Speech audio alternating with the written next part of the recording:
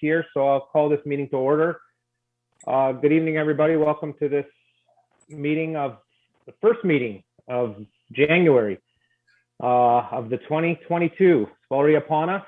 You know, I have to say 4 years of our fourth year has kind of flown by. So welcome to the first meeting tonight. I am your chair, Jason Trombetta. Note to the members of the public, due to the efforts to contain the spread and the efforts of COVID-19 to protect all individuals, the council chambers will not be open to the public to attend council and standing committee until further notice. Brandon, sorry, I forgot to give you the 10-second quick there. I apologize. I hope that didn't really mess you up, but kind of slipped my mind there for a second. Okay. Again, I am your chair, Jason Trombetta. Due to the efforts of COVID-19 and to protect all individuals of the council chambers will not be open to the public to attend standing committee and council meetings until further notice. The public may submit comments to the matters that are on the agenda to jshimmy@westlincoln.ca before 4:30 on the day of the meeting. Comments submitted will be considered as public information and read into the public. This meeting is being live streamed as well and is recorded and will be available on the township website. Prior to the land acknowledgement statement, just a note to members of council in the gallery and to the public that Councillor Yonker is unable to attend due to conflict. We did reschedule this meeting today. It was proposed for yesterday, but due to the snow occurrence in the event, we were unable to have the meeting due to obviously connection issues and the storm that we did have. So Councillor Yonker did have a conflict and will not be attending both meetings tonight. We have a land acknowledgement statement. The Township of West Lincoln, being a part of the Niagara region, is situated on treaty land. The land is steeped in rich history of the First Nations, such as the Hadi-Wendoronk and the Haudenosaunee and the Anishinaabe, including Mississaugas of the Credit First Nation. There are many First Nations, Metis, and Inuit people from across Turtle Island that live and work in Niagara today. The Township of West Lincoln, as a part of the regional municipality of Niagara, stands with all Indigenous people, past and present, in promoting the wise stewardship of lands on which we live. Members of committee, is there any change of orders of items on the agenda? Seeing shrugging heads, so that means no. Is there any disclosure of pecuniary interest or conflict of interest? Seeing no, we'll move to our first appointment. Mrs. Blackwood of the McNally House, update on the progress of the McNally House Life in Every Moment capital campaign. Welcome this evening, Mrs. Blackwood. I think with you is Mrs. Zimmerman and Mr. Bain. Is that correct? That's correct. Is there anybody else that I'm missing? Please, if there is, I apologize. Again, welcome. Thank you for attending this evening. If you would like to go ahead with your presentation, go ahead, Mrs. Blackwood. Thank you, Chair Trombetta. Good evening, Mayor Bilsma and councillors. I am pleased to be here with McNally House board members, Debbie Zimmerman and Murray Bain, who are also our capital campaign co-chairs. Thank you for allowing us to appear before you this evening at your Administrative Finance Fire Committee. We do not intend to take up much time tonight, but we wish to take a few moments to remind you of our request in support of McNally House's Life in Every Moment capital campaign and to update you on the status of our efforts, which will culminate in 4 additional hospice beds to a total of 10, and the creation of the new day hospice to serve the communities of West Niagara by 2025. Since we last presented to your council in July, our fundraising cabinet has made great strides in efforts to raise the $9.5 million goal.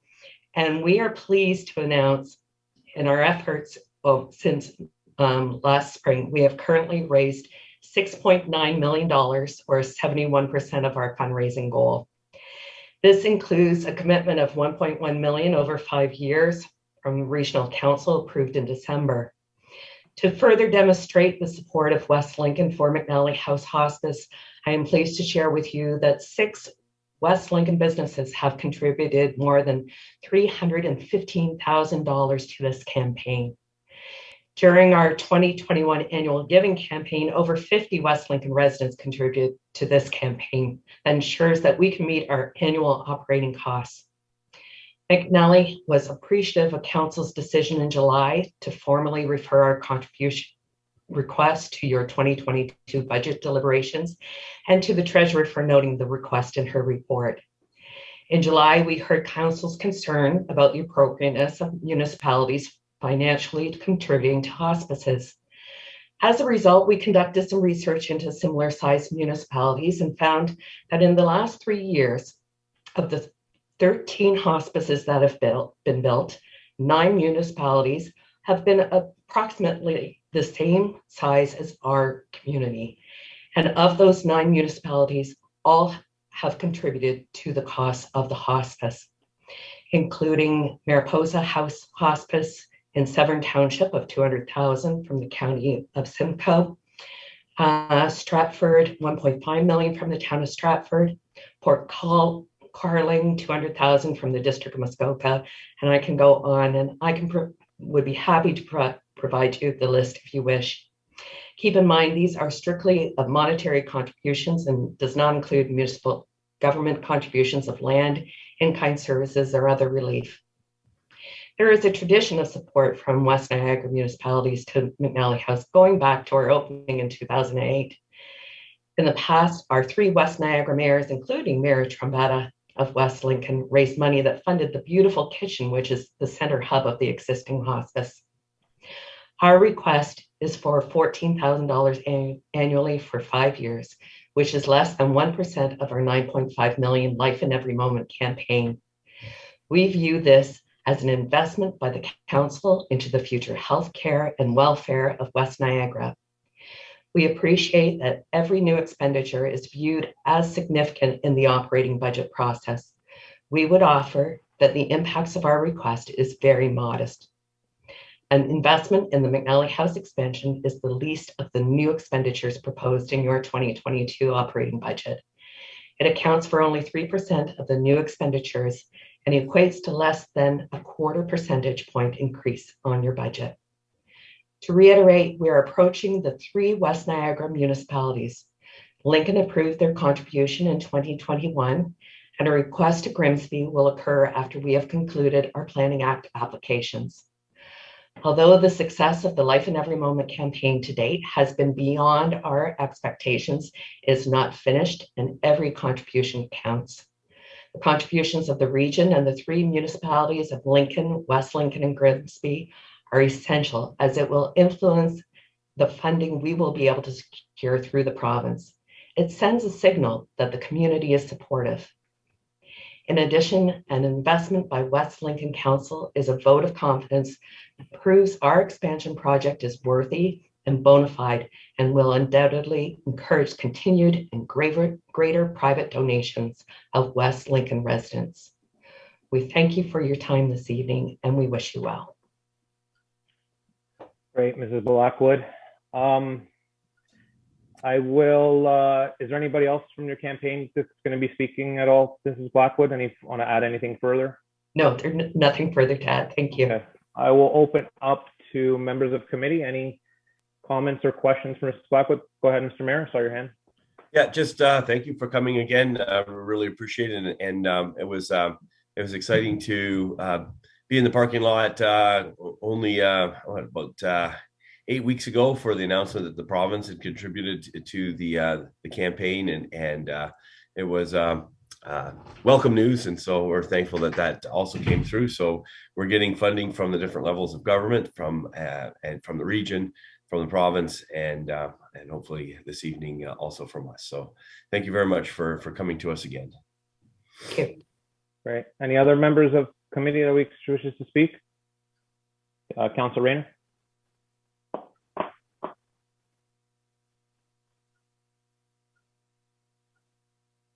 Need to unmute yourself, Councilor Rayner. Oh, it's still unmuted. I'm playing with the thing and it just won't work. There you are. Thank you for your presentation.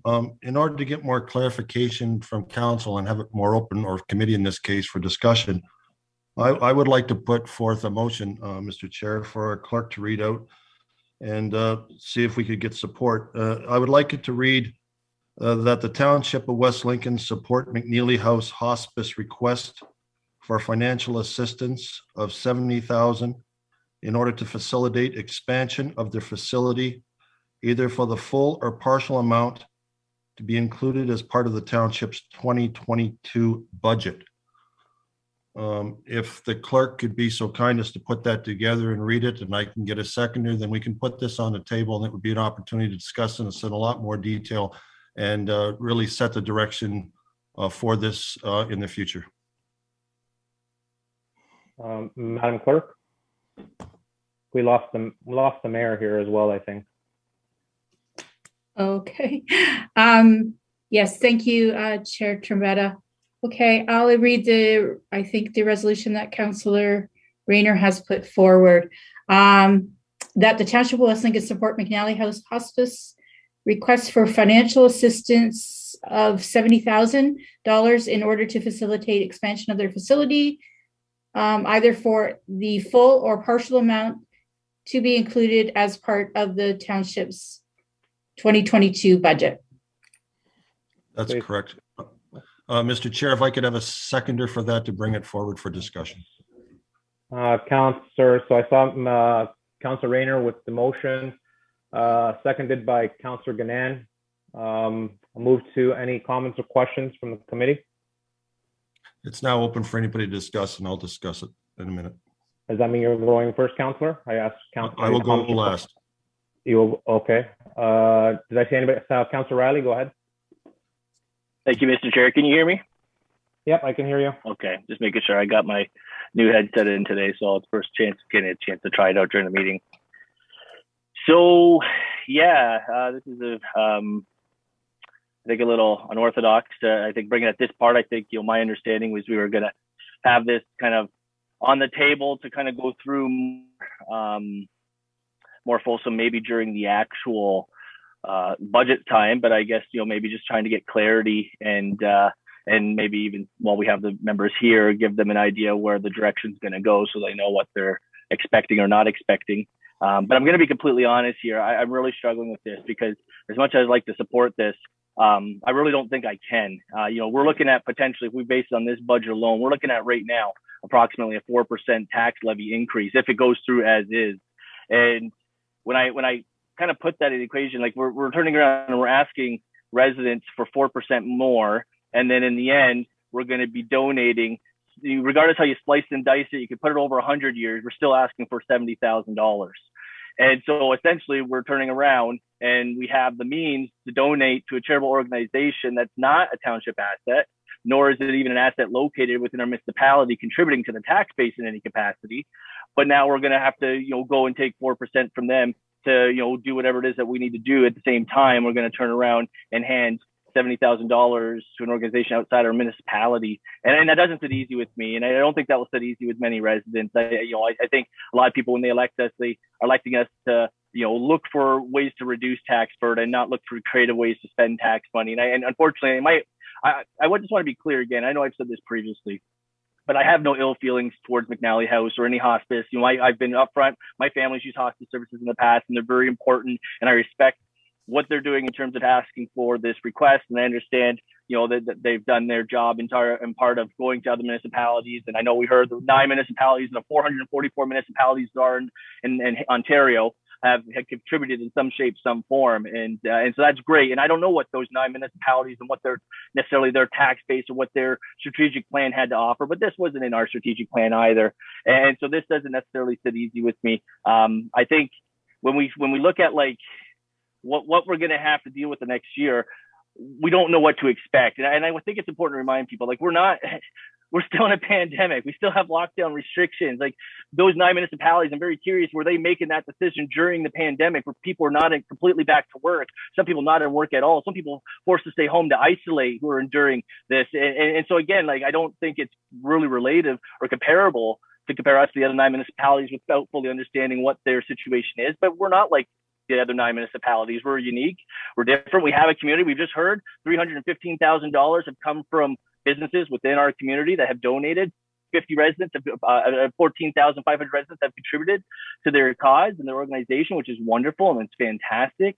I just don't see why at this point, the residents of West Lincoln are going to have to essentially be forced to donate through their taxation of not just the province, not just the region, but now they're being asked to donate on their behalf through the municipality. And I just don't agree with that, unfortunately. I just think that I think as we as council, we're looking for ways to not increase the budget. If anything, I'd like to see this budget below 2%, if not lower. I don't see how donating one way and then having to take money in another direction. If we have an extra $70,000 kicking around, I want to see that go towards this year's levy and lessen that tax burden on the community. And then with that extra savings that they're going to have, the residents themselves can decide if they wish to donate their portion of it to McNally House, and they have every right to do so. So at this point, Mr. Chair, I'm not going to be supporting this. I appreciate the presentation and the understanding, and I hope that they continue to do the great service and work that they do. But unfortunately, I don't support the idea that municipality needs to be funding charities, especially ones that are outside our municipality. So thank you for your time. I might add a comment or two based on how the discussion goes, but I'll also be asking for a recorded vote, Mr. Chair, and just being upfront, I'll be opposing this. Thank you. Thank you, Councillor Riley, for those comments. I saw Councillor Broderick hand up. Go ahead.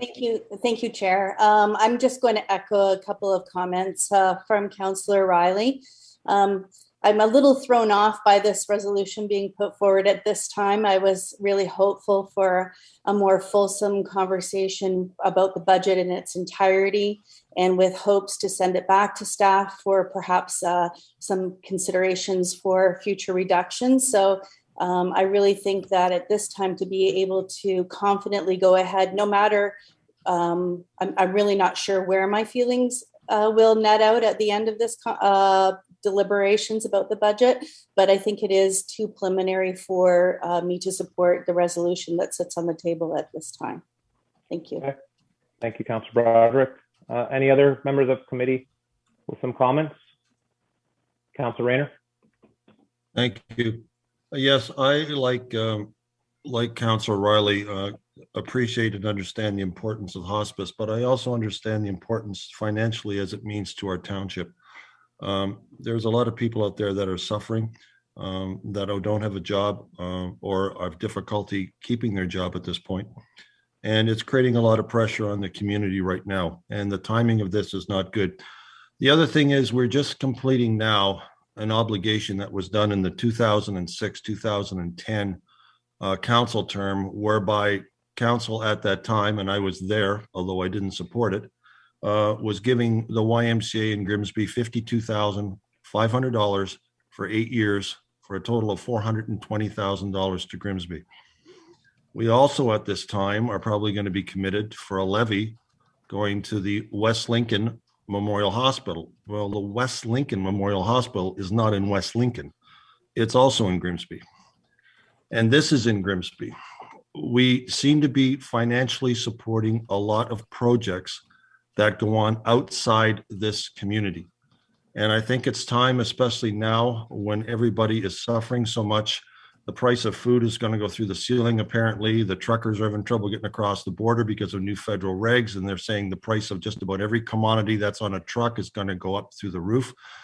So we're coming into a very, very bad situation and a very bad time. And as Councillor Riley said, we've got to look after the purse strings of the people who elected us, and that's for this township of West Lincoln. So I think the priority should be at this time that we deal with what's important to us as regards to budgets, and it's everything that pertains to what's necessary and essential to keep the safe operations of our township. So with that in mind, that's why I wanted a wholesome discussion on this so that people could have a chance to voice their thoughts on it. And at the same time, it would help us in making a decision of carrying it forward towards the budget or not carrying it forward towards the budget. And it would make it either, regardless of which way it goes, it would make it simpler because it's either going to be included in the budget or it's not going to be included in the budget. And it's one less issue that has to be dealt with at that time. So if we knock a little bit off beforehand, then that's great. And that was the purpose behind this. So thank you for allowing me to speak, Mr. Chairman. Thank you, Councillor Rayner. Any other members of the committee wish to speak? Councillor Ganan, go ahead. Well, I supported the motion that Councillor Rayner brought forward so that people would have an opportunity to speak about it. But You froze there, Councillor Ganan. We can probably wait a little bit to get you back. disappointed in what I'm hearing. Well, that's strange, eh? We have been having some issues with some. Oh, there she goes. I think she's back now. Yeah, Go ahead, Councillor Ganand. I have an unstable, it could happen again. Maybe try turning your camera off right now, Councillor Ganand. Maybe that might help. Okay, so hopefully I can be That's heard. good. Yeah, Okay. that's great. Yeah. Okay, so I just wanted to say that I supported it because I felt that we needed to have a discussion. I don't agree with it being at this particular point in time, but we have not listened to Councillor Rayner's suggestions before, and I felt that I could at least second it. I'm really disappointed to hear the conversation and the way that it's going. I felt that our treasurer has done an excellent job trying to show how we could put this relatively small amount into our budget and try to be supportive. A municipality like West Lincoln is never going to be able to have its own hospital or probably ever its own hospice either. I think the fact that we're looking together at being West Niagara and trying to support each other, knowing full well that residents from West Lincoln can use McNally House and have used McNally House, certainly represents a fair share for all of us. I don't know what's happening with my internet, so I'm going to stop now, but I'm just you're still pretty good, Councillor Ganand. We can hear you loud and clear. You're still good. I'm just extremely disappointed with the way the discussion has gone. And I would withdraw my seconding of this if I could. I don't know what that procedure is. I would prefer to have this part of our budget discussion later on in the evening. Mr. Chair, point of order. Mr. Mayor, so we just had a presentation. So typically you just ask questions of the presenters and you make comments to the presenters. This whole discussion is a little out of line. I wanted to make sure that, we all have had a crack at the can, but this is a discussion that should be taken. Point of order, Mr. Chair. Well, I don't think we have a motion yet. Okay, hold on one second, gentlemen. I don't think we have a motion. The mayor has left the meeting, I'm sure involuntarily, during the time that it was brought forward. We've had before where presentations have come forward and we've had resolutions come within them. And sometimes we brought resolutions ourselves to them. So this is not an order. And the mayor was not part of the meeting. So if anything, he should be asking clarity of what actually happened because he came in after this was moved in second. Yeah, so that's why I asked. I would like Councillor Riley, it's okay. I was gone. I confess I missed that part. So I apologize. Mr. Mayor, I can refer to the clerk what happened in that situation. If I get it now. Okay, perfect. So again, we did have a motion. Again, I know what you're saying, Councillor Ganand there, but we did get the motion seconded and brought now for some discussion now. So obviously it was brought by the clerk. I'm not aware of withdrawing a second motion, a secondary of the motion after it's been seconded already. So Madam Clerk, can you maybe advise on what Councillor Ganand requested there, please? And then I got to go to Councillor Riley and then back to Mr. Mayor. Yes, Chair Trombetta. If Councillor Ganand does not want to support or second the resolution, then she can withdraw by making that comment, and then it's back on the table for a seconder. Okay. Again, if there is issue with this motion at this time, there is a possibility to refer it or defer it, whichever the committee just wants to do. Because, sorry, Madam Clerk, it's the first time, and I've been on council for 8 years, the first time that someone's withdrawn a motion while we've seconded it. It's the first time it's happened to me, so bear with me, people. Madam Clerk, do I have to go look for a seconder to continue on at the point that we are, or do we have to have something else in order? No, I would suggest that Councillor Ganand announce if she would like to withdraw her seconding to the motion first, and then we would have that back on the table for a seconder. Okay. So Councillor Ganand, is that you would like to withdraw your seconding that motion? Yes, I would, Mr. Chair. This is not the direction that I thought the discussion would go, so I'm sure someone else will be willing to second. Okay. Thank you. Okay. Now, so Madam Clerk, I need to seconder for Councillor Rayner's motion. Is that correct? Yes, that's correct, Councillor Trombetta, in order to have. Okay. For the record, Madam Clerk, can you read out the motion because the mayor did lose connectivity, please? Yes, I can. Thank you. That the Township of West Lincoln support McNally House Hospice requests for financial assistance of $70,000 in order to facilitate expansion of their facility either for the full or partial amount to be included as part of the township's 2022 budget. Okay, thank you. So that was the motion brought forward by Councillor Rayner. Do I have a seconder for that now? Looks like I got Councillor Riley seconding that motion. So again, I'll go to comments or questions. I had Councillor Riley followed by Mr. Mayor. Either one. Go ahead. Okay, Mr. Chair, I just want to mention two things. One, we also had a request from Hospice Niagara as well, and I think we got to think about this as should council support this in any capacity? What's stopping them coming on next, and what accidental discriminatory situation have we now put this council in between of? Right, we had their request first. These guys came after. They both have every right to ask for the funding requests. I think it's a little unfair. Both of these organizations don't just serve their remote areas. It's from my understanding, it's at least region wide, if not provincially wide, and maybe wider. I don't know, but I think we're going to have to pick in a situation. If we have to pick one or the other, I think that it should probably go to the first person who inquired first. Or the first organization that came forward. I think the difference is we've heard from, I believe it was their executive director, Murray Bain, who mentioned, I think, if my memory is correct, and please feel free to correct me, that even though we had two requests, we don't have to do the other request, which I always find interesting when it's the other party that's wanting a funding request to be able to dismiss another request like that. To me, that never sits easy on any level of appropriateness as far as I'm concerned, but that was their request, and maybe that's how they view things, and they have every right to have that opinion. But that being said, we're talking about donating hard-earned tax money.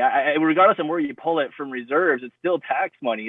And again, and I'm going to echo myself here, but they got the funding from the province, they got the funding from the region. The region's taxing our residents and us as well for it. We're going to give them municipal money as well, so our residents pay for it 3 times. So all the generosity they receive from our residents and our businesses, they get taxed again to donate more. To me, it just doesn't sit easy with me. I think we set a precedent for this kind of stuff, and it's just going to keep. It's just like an evolving door. It just keeps coming. And the fact that I appreciate the effort and thinking how they could help us manage it by spreading it over a duration of 5 years, but I still just don't think that this is an appropriate way to spend municipal funds. And the other thing I wanted to mention briefly is even with our most recent our public the budget report or survey, that is part of our 200-page or 350-page document. If you notice, through a lot of the comments were asking us to cut costs. Even some of the polls showed that people wanted to see a reduction in services and a reduction in other. Probably should bring the page up here to be more specific, but they were, for the most, there's 2 subject headings that they were asking for reductions in. And so again, this goes in almost contradictory to that request. If we're even listening to our own residents, if residents wish to donate, they have every right to do so. And we've heard that they've made themselves very accessible. So by that means, I don't really think we need to belabor this. I really think this is a situation that we call the question, we vote to it, and we see where the chips fall. But I just think it's inappropriate to donate tax funds. If we have an extra $70,000 laying around, we have no business asking residents for an extra 4% tax increase. I think it's plain as simple as that. So I would like to call the question when the time comes, Mr. Mayor or Mr. Chair. I know you promised the mayor a chance to speak. I'll hold off on that calling the question. I know that's been called, Councillor Riley, but you did put some points you already mentioned, and some people haven't spoken yet. So I'll let the mayor have speak, and if it's the will of council, I'd like to put some comments in too. So before calling the question, so hold tight if that's okay with you, Councillor Riley, and I'll go to the mayor. Yeah, thank you, Mr. Chair. And so I speak against the motion. I think that this should be included in the budget. I think it's important for our residents that we show solidarity with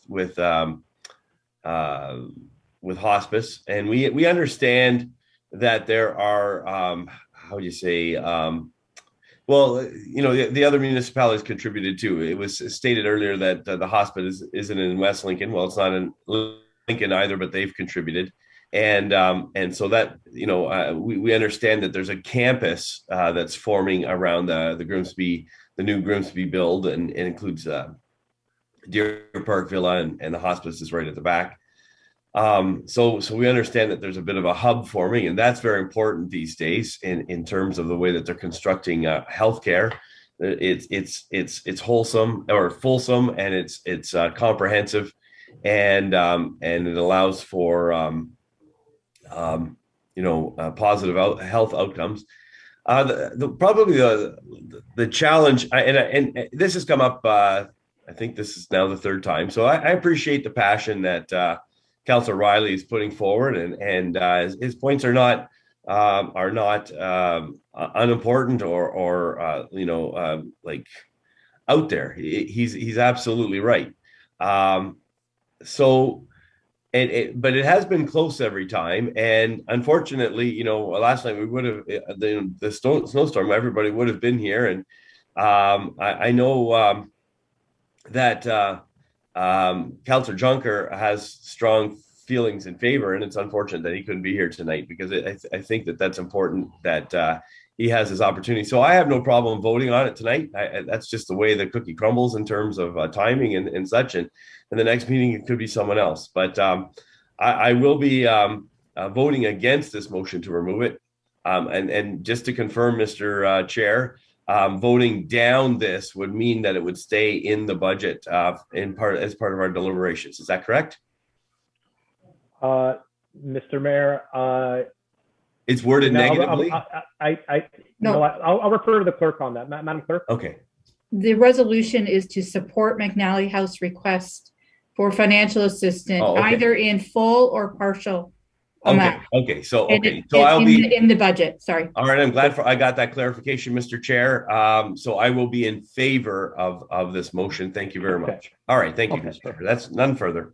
Any other members of the committee want to speak again to this while it's on the table? Okay. Councillor Riley, I know you've spoken twice. You can kind of. I just want to make one quick note, if it's all right with you, Mr. Chair. If you could sum it up, I'd like to make a couple comments myself. I'll just give you less than 30 seconds. I know the mayor had mentioned about a hub forming around Lincoln and West Lincoln and Grimsby, but I do think it's important to note that from my recollection, going about 10 years, so please correct me if I'm wrong, but I don't believe Grimsby or Lincoln chipped in on the YMCA. I do believe it was West Lincoln that was left holding the almost $500,000 bag of chipping in there, while the other two municipalities didn't. So as far as having to do it because is there like a municipal obligation, or are we just trying to be part of the big boys club or big girls club, whatever you want to call it? Like, I don't really see why we have to be forced into this just so that we can get along. We have a responsibility to our residents. They have a responsibility to their residents. And if however they choose to manage their money, that's up to them. That's not my responsibility. My responsibility is the residents of West Lincoln. Okay. Thank you, Councillor Riley. I got a couple comments. To Mrs. Blackwood, Mr. Bain, Mrs. Zimmerman, what's the urgency of now? Like now, I know obviously you're trying to go out there with a campaign, and that's your job, getting donations to the McNally House. And is there an urgency for right now? Is what I'm asking. Either one can answer. It's no problem. Go ahead. Are you asking the urgency of now this year or now? This year. Like, is there an urgency this year is what I'm trying to find out. Well, we are trying to meet our goal of our $9.5 million within this year, so we can start planning the build for the hospice. There is a need for a greater number of beds. We know we don't count 2020 or 21 because of the pandemic with numbers, but when we look back in 2018 and 2019, there were 24 people on average from West Niagara, not just Grimsby. We service all of West Niagara. There were 24 people that could not get into the hospice when they wanted to be there at their end of life. So there is an important timing in that we need to meet the needs of our communities. Our communities are growing and the need is there. Okay. And the reason for me asking this, Mrs. Blackwood, is, obviously, when you're doing a campaign, you're hoping to get the whole consensus of council to hopefully agree and, move forward. And obviously the way it's kind of showing tonight, the council looks a little bit divided on an issue like that. And, you're probably wondering where I stand on this. My issue is not supporting this. My issue is more or less committing to the 5 years, and me making a commitment now. It's for the new council that's to come. So the reason why I was asking Mrs. Blackwood was, if this presentation is delayed now and it's brought back in November where the new council is that also can be a possibility for for this committee if it's brought back. I understand you want to get as much campaign donations as possible, but my issue is, and we've experienced this in the past, and like I said, I've been on for 8 years, and we've had to live with some commitments of the council before us that have made a donation, and you know, it was really a contentious issue on some things that were voted upon and that council's had to deal with bringing forward. Like if this were to be brought in, you know, November, the end of November or the beginning of December of this year for the new council, maybe there would be more of a whole support instead of a divided support. And so my ask to you is, would it be possible to be brought back? Not that I'm making a recommendation, just throwing it out there for a comment. Back in December, you're still trying to get as many funds as you can get, correct? Absolutely. If we're not successful this time, we will be coming back and asking again for the 2023 budget. And again, Okay. A lot of our supporters, our commitments from a lot of our community supporters have made commitments over 3 to 5 years as we stand now. So our plans are for many years of funding. So technically the clock can start from 2023 and then on for 5 years with the new council coming in. Okay. So that was my comment, Mrs. Blackwood, Mrs. Zimmerman. Like we do have, sorry, I see your hand there, Madam Clerk. Do you need to say something? Sorry. I just want to remind members of council, the resolution that's on the table would, if it was lost, it would remove it from the budget. Correct. And the only way to get it back on into the budget, if that was what you guys wanted to do, was a reconsideration. Just to make that very clear to members of the committee what no, means. and that I'm saying, if it's lost tonight, they still can come and you know, at the new council of the day, they can still hopefully to get it for the 2023 budget. It's what I'm kind of suggesting here. You know, I do have that commitment issue of sending it forward for, you know, especially a new council. This is what you have, and they're already against your budget when you're going into the 2023 budget. You know, you're already left with the commitment that was made by the previous council. And you know what, we might not all be here in 2023. We don't know what the cards hold for us. I do believe that, you know, some of the comments that were made, we are in a pandemic. People are struggling. You know, we all been to, all of us here around this committee, we've all been to the grocery store and we've seen what a loaf of bread is costing these days. And it's not easy. You know, especially, you know, for some people and residents. So, you know, I think at this moment, I will not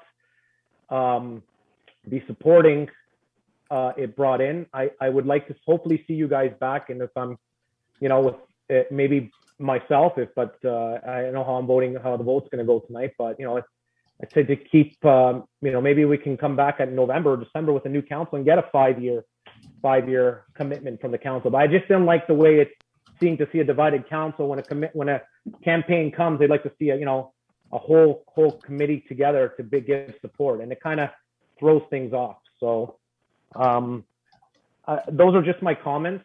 I appreciate tonight. We had a whole discussion. Is there anybody else from this committee would like to speak? Go ahead, Councilor Riley. I just real quickly, I know we've kind of run long beyond what we're going to spend on this, but I think your comment there as far as looking at into the next term is probably more appropriate. Let the council the next term determine that. Again, we would be throwing most of the weight of this on the next term of council, regardless, because even if the 5 years were to go forward, 4 of those years would be falling on that term of council anyway. So I think that's the appropriate direction. If should this be unsuccessful tonight, if I'm on council that term, I welcome it.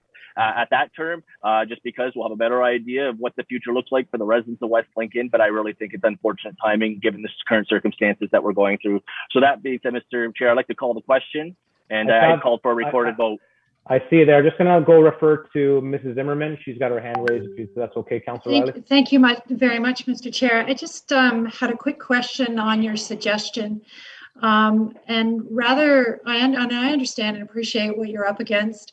So the decision on tonight's council, is this tonight's meeting becomes the final decision, or does it go to council for another discussion? It will have to be ratified at council. Okay. Mr. Thank you. Zimmerman? So, okay, just so you know that it will have to be ratified at council. I guess I was just looking at it from the perspective, as I understand what you're doing, rather than turning it down, it could always be referred on to the 2023 budget.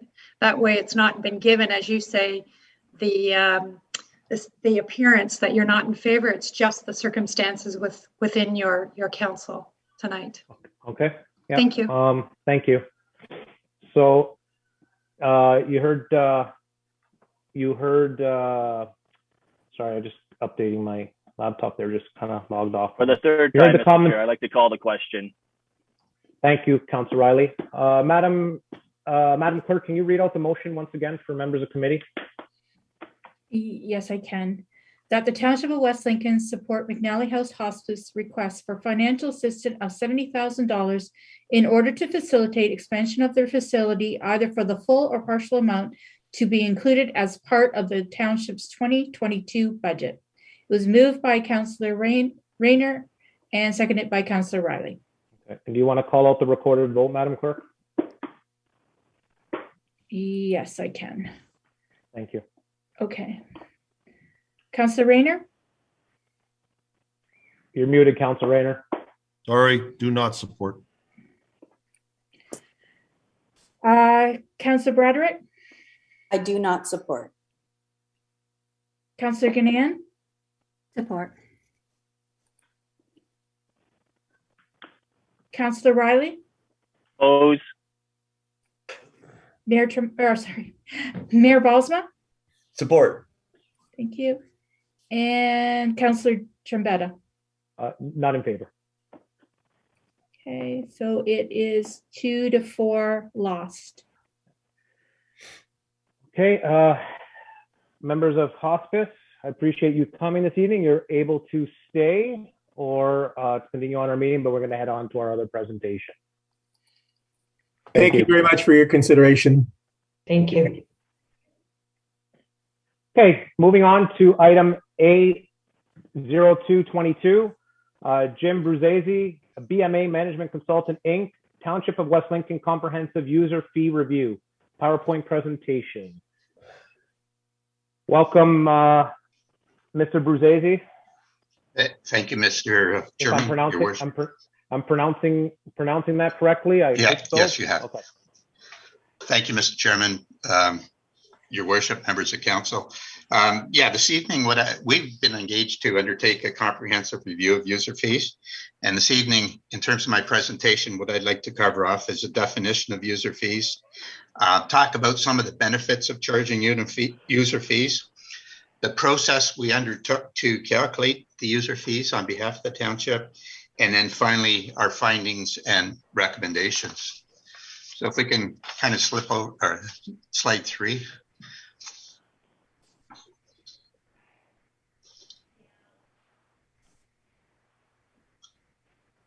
So basically, a user fee is a charge for a publicly provided good or service that primarily benefits an individual or a group. The size of the fee is dictated by the cost of providing that service, and what could implicate the ultimate user fee are council policies as well. But however, there must be a nexus between the fee and the cost of service. Next slide, please. In terms of the benefits of a user fee, what it does, user fees promote economic efficiencies by discouraging wasteful use of municipal services. It allows customers to make informed decisions as to how much of a service they wish to use. It promotes equity in the recovery of costs from those who directly benefit, pay for that service, and the service is not subsidized by property taxes. It encourages. You've muted yourself, Mr. Bruzzese.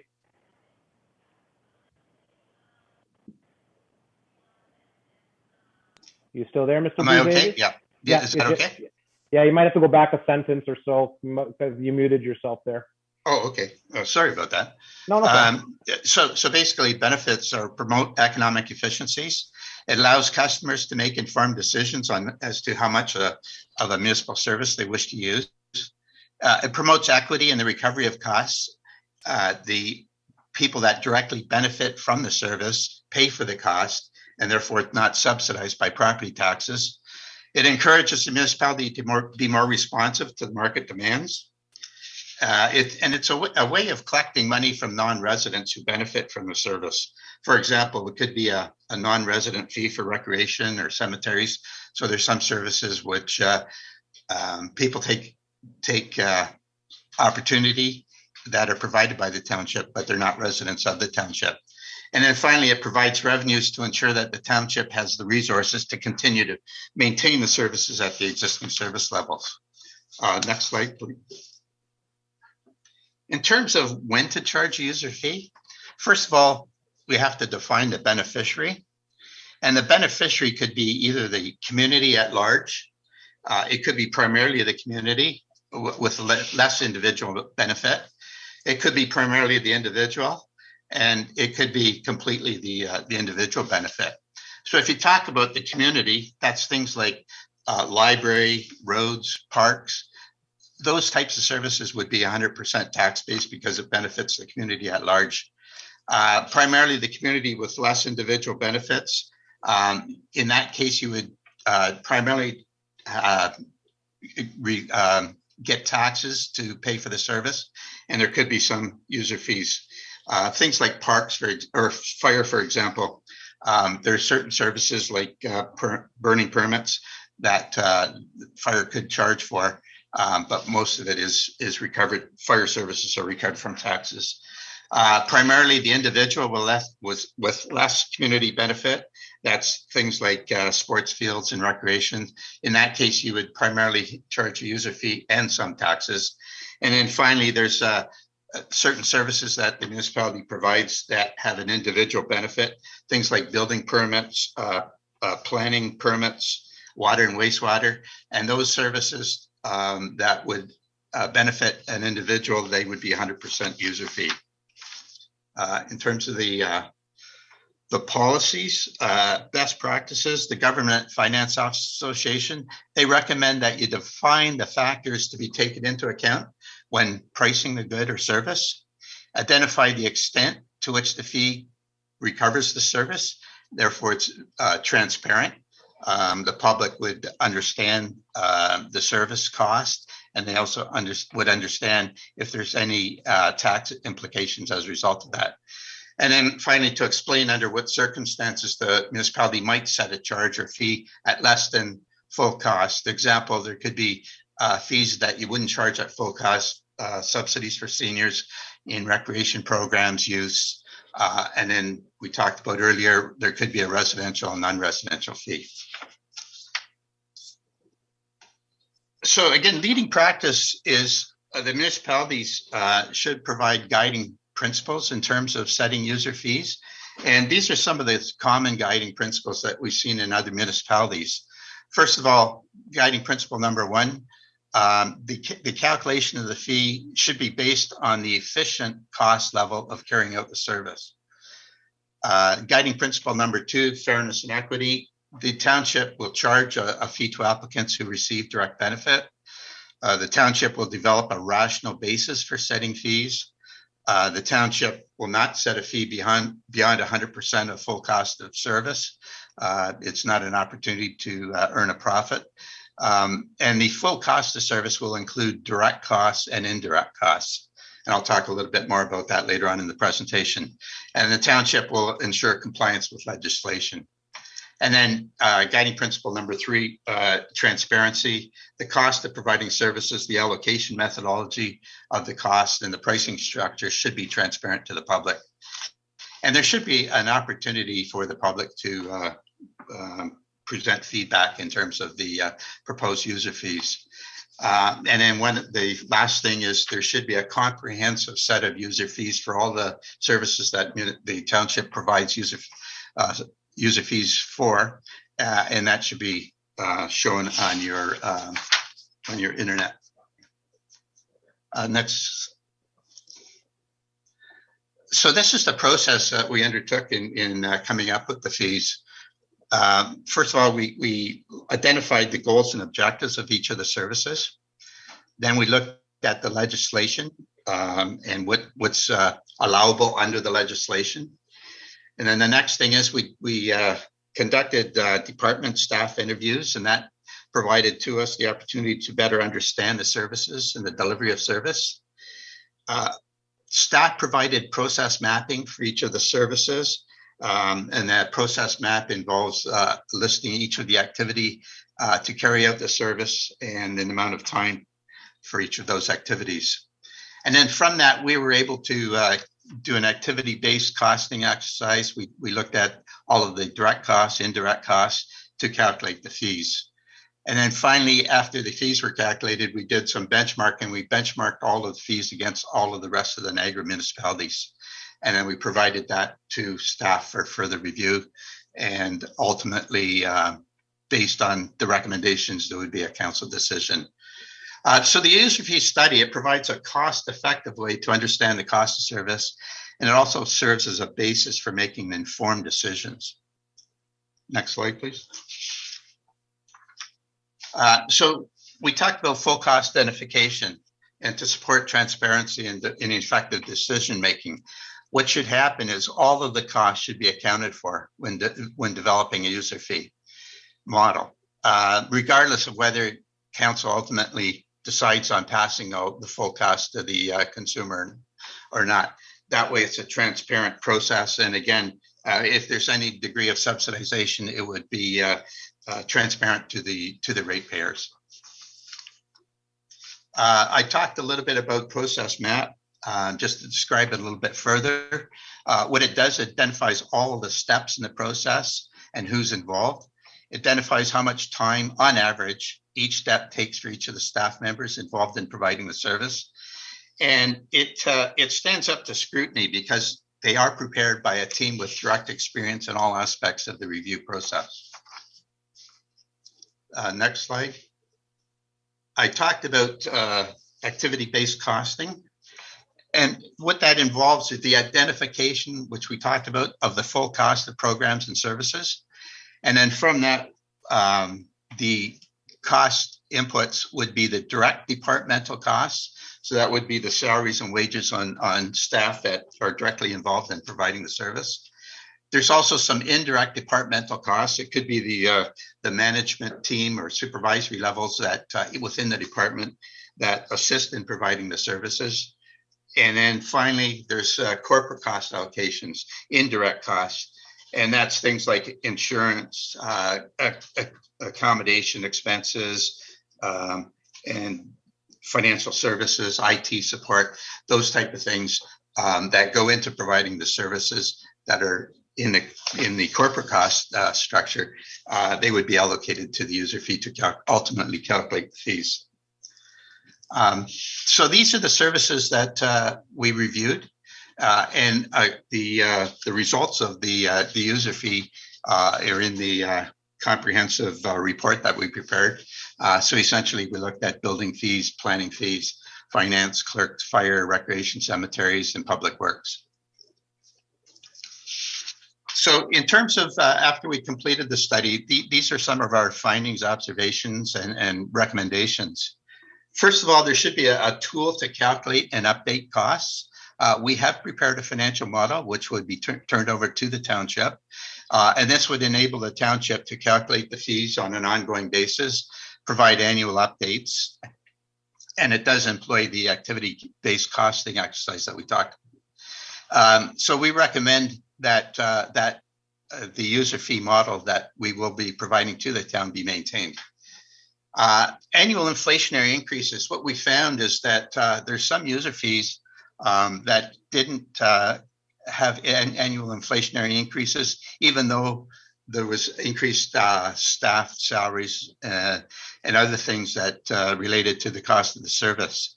So we recommend updating the fees annually based on such factors as the impact of inflation. There could be some other cost increases and ensure that there's adequacy of cost recovery. The existing user fees we found in some cases are not consistently aligned to resources expended. This was particularly true in building and planning. The comprehensive review of those services hasn't been undertaken in quite a while. And what's happening is there's been numerous changes to the Planning Act and the Building Code, which increase complexity and staff resources in providing some of those services. So as I say, some of the work processes have changed as a result of that. And we recommend that a comprehensive fee review be undertaken at least every 3 to 5 years, and that would account for those things, legislative changes, et cetera, that would impact the cost of service. The next slide there. We did identify some challenges in identifying all the township fees. What we found is there's numerous bylaws that incorporate fees within the municipality. And what we're recommending is that you take all of those fees from the various bylaws and you put them into one comprehensive consolidated user fee bylaw. And that makes it transparent to the public, but it also gives councillors an opportunity to look at these on an annual basis. And they're all, as I say, in one bylaw on a consolidated basis. And things don't slip through the cracks as a result of that. Benchmarking should be undertaken each year, benchmarking individual fees with comparable neighboring municipalities. They can provide guidance in setting the fees and reveal different fee structure options or opportunities that the township could employ. So we recommend monitoring the Niagara municipality fees on an ongoing basis. Publicly share changes to fees. There should be an opportunity for the community feedback when new rates are introduced. And going back to the recommendation of a consolidated user fee bylaw, there's an opportunity in the budget process to present that consolidated user fee bylaw, and that provides an opportunity for the public to provide feedback. And that's the end of the presentation, Mr. Chairman, and be glad to answer any questions. Great, appreciate the presentation, Mr. Bruzzese. So maybe if you could just stop, there you go, perfect. I was gonna say, can you just stop sharing your screen? I can see everybody's face. Turn it over to members of committee. Any comments or questions for Mr. Bruzzese's presentation? Not seeing any. Again, I appreciate you coming to present tonight, Mr. Bruzzese. It was a well thought out presentation, so appreciate you coming this evening. Thank you. Thank you. Okay, moving forward, members of the committee. Anybody in the gallery or anybody put any requests to address items on the agenda or referred to Mrs. Keith or our colleagues from WeStream? None, Mr. Chair. Great, thank you. Moving on to consent agenda items. Item A, 0322, recommendation of the Administration, Fire and Finance Committee hereby approves the following consent agenda items. Items 1, 2, 3, 4 are hereby received for information, and that number 5 is hereby received for recommendations contained therein and adopted. So number 1, Joint Accessibility Advisory Committee minutes, December 9th, 2021. Information report T01-2022 to 2022 interim tax bylaw. Information report T04-2022 financial update as December 31st, 2021. An information report WLFD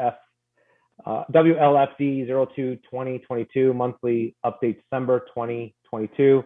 And recommendation report WLFD 01 2022 updating West Lincoln's Township Health and Safety Policy Bylaw. Anybody want to pull any of those items? Seeing none, I need a mover for that. Mr. Mayor, seconded by Councillor Broderick. All those in favor of all the items? Anybody opposed? Seeing none, that carries. Moving on to communications. Item A, 0422, Canadian Association of Municipal Administrators, CAMA, recognition of leadership during the pandemic. The CAO, Mrs. Henry, that's for information. Mr. Mayor, anybody want to just add anything to that, or go ahead, Mr. Mayor?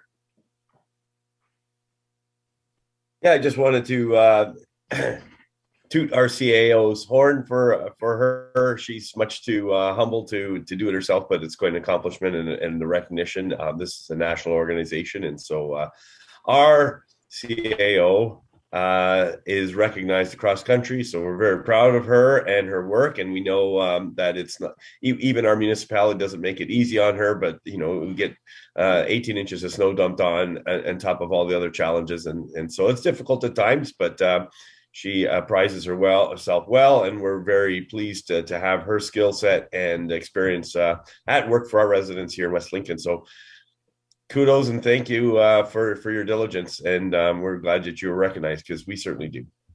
Okay, Madam CAO, any comments you want to add to this, or maybe give us some? It says for information, so. It's for you want some information about. Actually, I think the Association for recognizing the CAOs across and other municipal leaders across the country. It has not been an easy 2 years in terms of maintaining our regular service levels and then operating within a pandemic. It certainly is unprecedented. So as a member of the board of CAMA, it was taken that we should be recognizing everybody, and we have heard across the board that these letters have been going on to council agendas. Yes, CAOs are not always the type who do like to toot their own horn, so it's sort of nice that someone helps us do that. So thank you for the recognition. Great, Madam CAO. Moving on, item A0522, Association of Municipalities Ontario, AMO, and the Association of Municipal Engineers, Clerks and Treasurers of Ontario, AMCTO, support of resolution, joint and several liability reform. The recommendation, whereas municipal governments provide essential services to the residents and the businesses in their communities, and whereas the ability to provide those services is negatively impacted on exponentially rising insurance costs, and whereas one driver of the rising insurance costs is a legal principle of joint several liabilities, which assigns disproportionate liabilities to municipalities for an incident relative to the responsibility for it. And whereas the government of Ontario has the authority and responsibilities for the legal framework of joint and several liability, and whereas the Premier of Ontario committed to the review of the issue in 2018 with the view to helping municipal governments manage their risks and costs, whereas the Association of Municipalities of Ontario, on behalf of the municipal governments, have provided recommendations in the source of document to align municipalities' liability with the proportionate responsibility for incidents and capping awards. Now, therefore, it's resolved that the Corporation and the Township of West Lincoln does hereby support AMO's recommendations, and that further be resolved that the Corporation and the Township of West Lincoln does hereby call the Attorney General of Ontario to work with municipal governments to put forward a plan of action to address joint and several liability before the end of the government's current term, so that municipalities can continue to offer high quality of service to their communities. I need a mover for that. Mr. Mayor, seconded. Councillor Ganan, any comments or questions on this, Mr. Mayor? And then Councillor Rayner, go ahead. Yeah, thank you. And so just so the council's aware, West Lincoln has made a delegation to the Attorney General, Doug Downey, on this matter. At AMO, and the reason being is, and it's a really simple concept to understand. If there's a particular incident or accident or some kind of event where there's a lawsuit involved, and multiple parties are often named, because the municipalities are perceived to have deep pockets. In other words, they leverage against the whole tax base. Often we may not even have a major factor, or we might not be a major contributor to the cause of the incident, but because we have these deep pockets, so to speak, there's a kind of a legal jurisprudence that allows settlements to be made at the expense of the municipality, i.e. taxpayers as a whole. We've experienced that actually in our own municipality a couple of times, and without going into closed, I think it's best to just kind of we will have to use our imaginations for a moment, but it's an example of we've experienced ourselves. So we made a presentation. Unfortunately, there's a sense in which it wasn't or hasn't been on the radar for quite some time. And that Mr. Downey's comment was, the pandemic kind of took precedent, and there's probably some reality to it. Joint and several is boring, and insurance and legalese and stuff, but it is very important, and it costs all municipalities quite a lot. So I'm glad that AMTO, however you say that, has basically, latched onto this concern as well. And, it's one thing if a little old West Lincoln comes and talks to the Attorney General and makes a presentation on it, and we received answers. But it's obviously more credible if we can get a whole organization recognized right across Ontario to deal with this as well. So that's a bit of a background, what we've been doing on this, and it's good to see that the organization has come forward with the same concerns, and it should be addressed. And that a lot of work, according to just one last comment, a lot of the work had been done, and so there's a lot of background done. So it's just like, finish the work and get the report and get the regs and so complete this work because it's important. So according to Mr. Downey, the lion's share of the work and the research has been done. It just needs to be brought home. Thank you. That's all, Mr. Chair. Thank you, Mr. Mayor. Councilor Rayner. Yes, thank you. When I seen this, I thought, boy, somebody's got to burn their bonnet, but it's AMO, I believe is what the mayor's referring to in this. And they're part of the 444 municipalities in the province of Ontario, but I've never seen much success with any of this stuff with regards to AMO. We've gone through dozens and dozens of them in the near 15 years I've been doing this. And although they are a voice, I really kind of think the government just takes the paperwork and puts it on the far corner of the desk, and it never gets there any farther. I've never seen any really productive things, even though AMO has tried to bring it to the attention. Usually the governments ignore us. But anyways, if they want to try, sure, let's try. But it would be nice if this was a change, and then I can finally say I've seen something from it. But I haven't seen a lot of success, and we've had a lot of AMOs come across from other municipalities who have concerns about something in their area. And it turns out that it's similar or it's almost identical to what we have in our place. So certainly we'll support it. And then you never hear anything about it afterwards. So I'm hoping this is different, but sure, let's give it a try. Great, thanks for those comments, Councilor Rayner. Any other members of the committee, any comments on this motion? Seeing none, I'll call the vote. All those in favor? And that's supported. Okay, moving on, staff reports, item 0A0622, Deputy Treasurer Caitlin Hall, Treasurer and Director of Finance Donna DeFilippis. The recommendation report T03-2022, Comprehensive User Fees Review.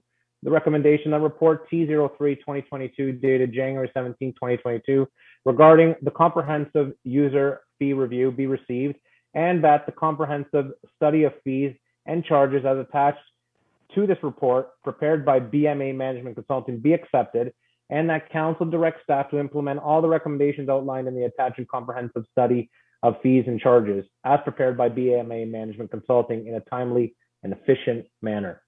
Need a mover for this motion? Councilor Riley, need a seconder for this motion? See some hands. There you go. Thank you, Mr. Mayor. Comments or questions? Councilor Rayner. Thank you, Mr. Chair. Over the years, we've tried to update our fees, usually in January, many to deal with the planning department. That seemed to be always the hot one. And we've done many over the years. I just wonder, is this in lieu of what we normally would do, which may be just the cost of living increase or whatever the case may be, or in the case of development charges like we had a little while ago, we have a large one, then we go through this. But other than that, it's kind of been, maybe some have been out of line. Sometimes they check with other municipalities to see if there's a comparison here, or if there's something way off, they'll bring it to council's attention. But generally speaking, it's just kind of, we accept what we got and we just give a general increase like you would wages, cost of living allowance, whatever the case may be. What precipitated this? May I send this to the CIO, I guess. Was this?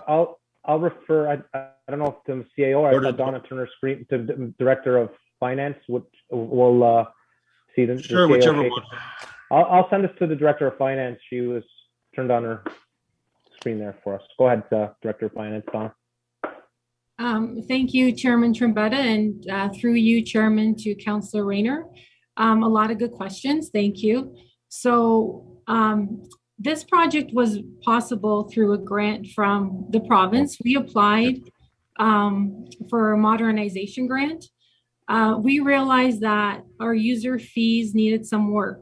As Mr. Bruziz alluded to, we found that, you know, sometimes it was hard to find where these were approved because there's so many different bylaws. And we weren't sure sometimes what the basis of the fee was. So through this project, which was 100% funded from the province, we were able to, now we have some really good tools that we can use going forward and some really good recommendations. So our goal is to bring in future reports to council implementing these recommendations. That satisfy your question there, Councillor Rayner? Yes, thank you. I was just wondering what precipitated, but it's a good opportunity. Even it didn't cost the township anything on, that's good. Well, like I said, it's kind of been hit and miss over the years, and something comes up and then they say, okay, let's review this, or, oh, all of a sudden, for some reason, we've had discussions with other municipalities and boy, there's quite a difference between theirs and ours. Let's bring this to the attention of council. It was very much sporadic over the years. This seems to be much more disciplined, much more structured, and most important, consistent in the future. I think it does make a lot of sense, and I appreciate that being done. Thank you. Thank you, Councillor Rayner. I got Madam CAO, then Councillor Riley. Go ahead, Madam CAO. Thank you. Through you, Chair Trombetta, to Councillor Rayner. I think you hit the nail on the head. The fact that this has never been done comprehensively across all the services at the same time. So it's been really nice to have a fulsome picture of the areas that we can be making adjustments to make sure that they are up to date. And also the report also speaks to a number of items about putting discipline in our system so that we're looking at them regularly and not waiting 10 years to review a service. This is something that should be part of our regular homework. And with the comments that were made earlier about concerns about the budget, this is one of the items that people can use to offset tax increases, having the users who use the services pay for the services. I'll leave it at that. Thank you. Okay. Makes sense. Thank you, Madam CAO. Councillor Riley. Yeah, thank you, Mr. Chair.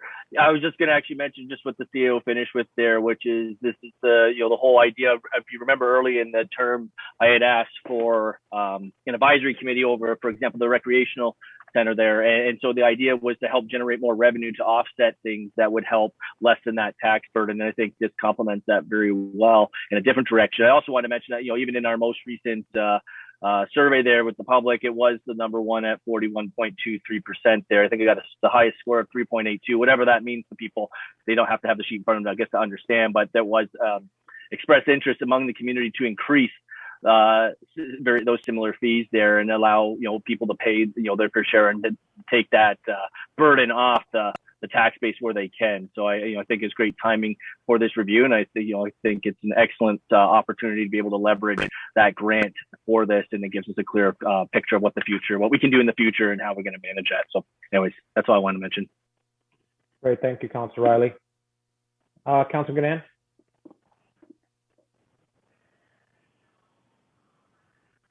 Hopefully. You muted yourself again, Councillor Ganan. I unmuted and then it slipped again. One of the areas I was happy to see included actually was the cemeteries. I, for a lot of years, was involved with the St. Luke Cemetery, and I know that we have. You lost connection again, Councillor Ganan. Maybe shut your screen off if possible. It's cold outside. Maybe it froze. Yeah. Councillor Ganan, if you can shut your screen off. Better? There we go. We heard something. Okay. I still have an unstable message. There you go. There we hear you perfectly. Our cemeteries are being filled by people in surrounding communities, as they were at that time. looking for cheap graves. And that sounds a little crass, but that in fact is what's been happening in a lot of our smaller cemeteries, including some of the church cemeteries. And so to have a fee for residents and a fee for outside residents, and also to have those more in line with what other communities are charging, I think is a huge step in the right direction as well. And certainly will preserve spaces for people for years to come in West Lincoln. That might not be something you think of when you are Councillor Riley's age, or perhaps even some of the other staff members, but it certainly go ahead, say it. It does start to matter over time. I had a birthday last week. Yes, I'm getting up there. Aren't we all? I had one too. In any case, that's only a small portion, but it is a place where we've been taken advantage of as a small municipality just because we were not up to date on those things. So I'm glad to see even those smaller things included in this. Thanks. Okay. Any other? Oh, Councillor Broderick, go ahead. And then I got Councillor Rayner. Thank you, Chair. Through you to Director of Finance. I'm not sure if this question is preliminary or should perhaps be brought later in the agenda during our budget discussion. Has there been any, if this does go through and we revise the user fees as per this recommendation, what, if any, impact will that have on our budget discussions later this evening and on inwards into February? Thanks, Councillor Broderick. I'll turn your question to Director of Finance. Go ahead, Director. Yes, yes, through you, Chairman Trombetta, to Councillor Broderick. Thank you for the question. The report tonight regarding user fees, Council is not approving any changes to fees this evening. This is simply to accept the report. So in saying that, the budget that's presented to you in the next report does not reflect any of these new fees. What we plan on doing is coming to Council with recommendations to implement these fees. They are in the report, but we just want to make sure that they work for our community. Just even though they're recommended, it doesn't mean Council has to approve all of these fees. In terms of the impact to the budget, you know, we could increase some of our user fees within the budget with the basis that we're going to be increasing fees during the year. That is a possibility. I don't know if it would be a significant revenue item at this time. For some of the fees, for instance, REC, a lot of the increases would not happen until, in terms of the arena, they would be in effect as of September because you have to give notice to the user groups.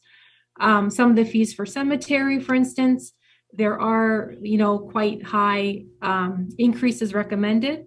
However, something like that, it's hard to budget for because we don't know how many sales we're going to have. So I think the best approach is make sure that as staff, we're bringing you these reports in terms of recommended fee changes. We hope to have a consolidated fee bylaw, and I really think we'll see a better impact for the 2023 budget. Thank you. That's very informative. Thank you. Thank you. Thank you, Councillor Broderick. Councillor Rayner? Yes, years ago, and I sat on it for 2 terms, we had the cemetery board here, and it was very interesting. I was surprised, actually, when I didn't have it after my 2 terms, that they disbanded it. I thought it was very, very informative. It's amazing the stuff that goes on in this township with regards to cemeteries, how many cemeteries there are, how many cemeteries we're getting more because the churches are closing and the responsibility becomes to the municipality. I think it's something that should be reenacted because I found it extremely interesting, and a lot of productive things were being done because of the committee that were not done prior, especially with regards of restoring very old headstones that were falling over and stuff like that. We actually had dollars allocated and programs associated with that to go through the cemeteries and just make them look as good as they deserve to be with the people who are there. So I really enjoyed that, and I was just hoping that one day maybe that cemetery board, since Councillor Ganan mentioned that, could come back on the table again. I think that committee was extremely useful to this township. It was chaired back then by Charlie Street, the former fire chief, and he did a fabulous job with regards to that. So that's all I wanted to add on that. Thank you. Thank you, Councillor Rayner. Also, Ward 1, it's got probably the most cemeteries in all the wards in all of West Lincoln, I would imagine. So, yeah. Yeah, a lot of them are my age. Your age? Yeah, that's or why older cemeteries. Okay. Great. Okay, thank you. Seeing no other further comments from members of committee, I'll call the vote or the question. All those in favor? And that's carried. Okay, moving on. Item A0722, Treasurer Director of Finance, Donna DeFilippis, Information Report T02-2022. It's the 2022 draft operating and capital budget, and there's a PowerPoint presentation to be provided for us. It should have been emailed. Are you presenting that now, or? Okay, go ahead, Director. Thank you, Chairman Trombetta. So I will share my screen and go through the presentation for council. Great, thank you.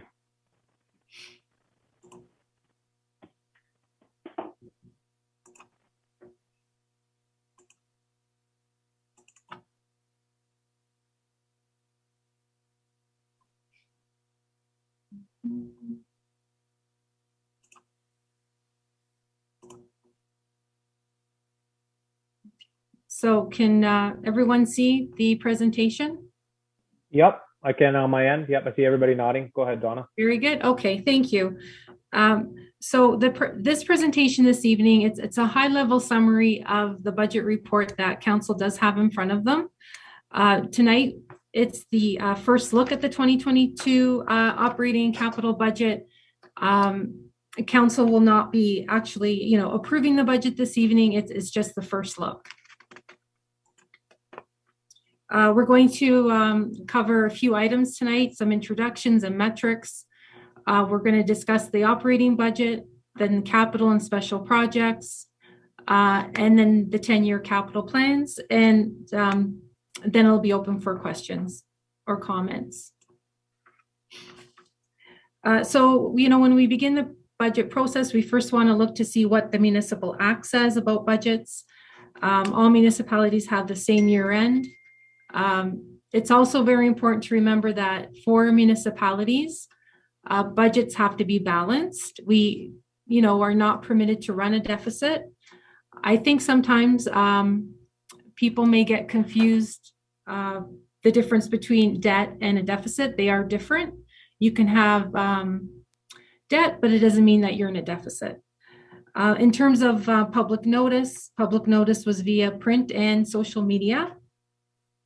This year, for the first time, we conducted a budget survey, and as Councillor Riley has alluded to, the results are in Schedule I to the budget report. We received 158 responses. The budget open house will be held on Wednesday, February 2nd via Zoom, and then the final budget presentation will be at the admin meeting scheduled for Tuesday, February 22nd. So just to go over operating budgets versus capital budgets, the operating budget covers the day-to-day operations of the township, covers things such as salaries, repairs and maintenance, utilities, and this budget is primarily funded through property taxes and user fees and some grants. It is the operating budget that when council approves it, that really sets the township tax rate. In terms of the capital budget, it pertains to large-scale investments in tangible amenities, facilities, and infrastructure. Funding for the capital budget is drawn from tax revenues alongside reserves, debentures, and grants from different levels of government. These two budgets are very interrelated. In the operating budget, we raise funds that we put into reserves, and we also make debt payments. Those reserve funds are used to fund capital, and the debt payments are to recover the debentures that were used to fund capital. So everything is very interrelated. Now, there are departments within the township that are not funded from the tax levy. They're funded 100% with user fees. That's the building department, water, and wastewater. I also want to remind council that in terms of the library budget, the library board approves that budget prior to it coming to council. Some key things to remember as council reviews the budget over the next few weeks. Assessment growth is always important to how the budget can roll out. For this year, we're projecting a 1.7% assessment growth, or $137,000. So assessment growth represents new builds, additions, or renovations where value has been added. So for 2021, it's 1.7%, or 137,000. This means that the first 137,000 in tax levy increase does not actually result in any increase to taxes paid by our ratepayers. Another thing to keep in mind is that a 1% increase in the tax levy equates to $80,500. And another thing to just bring to your attention is, throughout our presentation, when we do calculations, we base it on an average residential home. And we're using an assessment of $386,000. And I know that sounds very low because we all know what homes sell for. But council has to remember that it's based on assessment, and assessment is based on January 1st, 2016 numbers. And these numbers will continue for 2023. The province has already announced that there'll be no reassessment in 2023. I have a few charts, and the source of this information is actually from BMA, who did a presentation earlier.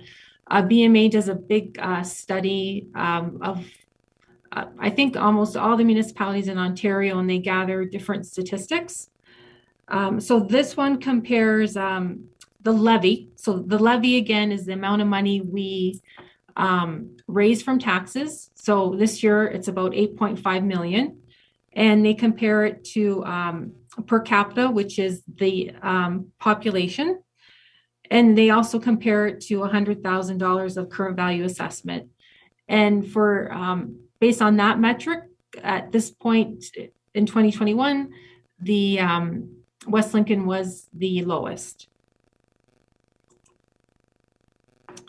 The second chart looks at affordability. It looks at property tax, and in this case, it's looking at average residential taxes as a percentage of household income.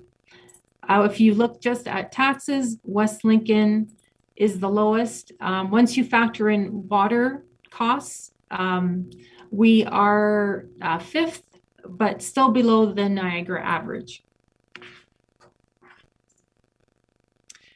Now, tonight, council eventually approves the West Lincoln part of the tax bill, obviously, but when residents get a tax bill, it's three different taxing authorities that our staff bills for. We bill for the Township, the Niagara region, and education. So this just shows you of the total tax bill, what the split is. Now, this breaks down the 2021 tax bill by service area, and we always include this with the final tax bill that is sent out to residents. We like to do this because it's a nice visual and it lets people realize, where their tax dollars are going. You can see that, the largest amount goes to police services, and the second highest is education. Now, I hope this works. I'm just going to go to Open Book.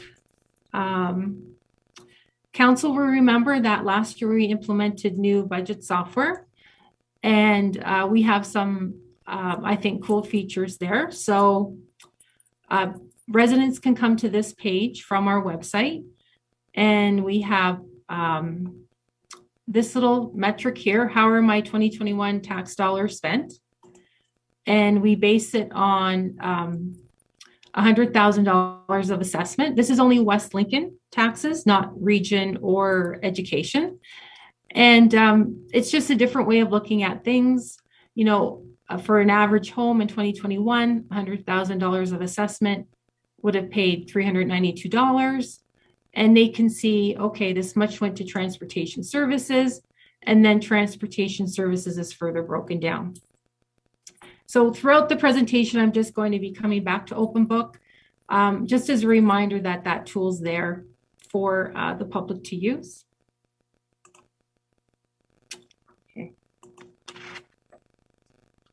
As another reminder to council, this slide just outlines the corporate strategic plans that were approved in December 2019 by this council. And throughout the capital and special projects, we always tie those projects back to the corporate strategic plan. So council can see how everything is related.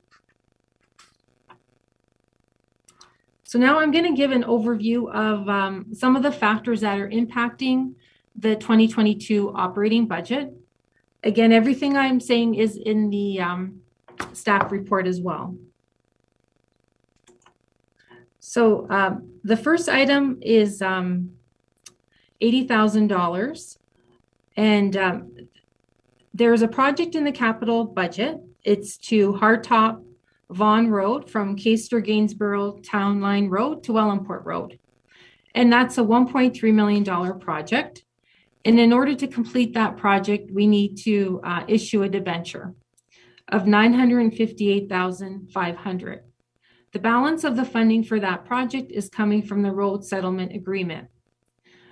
What we do is the year this project is approved, so if council is to approve this project, we want to make sure that there's funds available in the budget to pay off the future debt. So that's what that $80,000 represents. And this is item 1 under the operating fund analysis in your report. Another item having a significant impact on the operating budget are transfers to reserves. And there's several reserves that are being impacted that make up this figure. The first one is the equipment reserve. The transfer to that reserve were increasing by $71,600. It's needed in order to ensure that we have adequate funding to replace all the current equipment and rolling stock that we have. Over the past few years, there's been significant increases in those items. And staff is predicting that this reserve will have to continue to increase probably by about 10% over the next foreseeable future.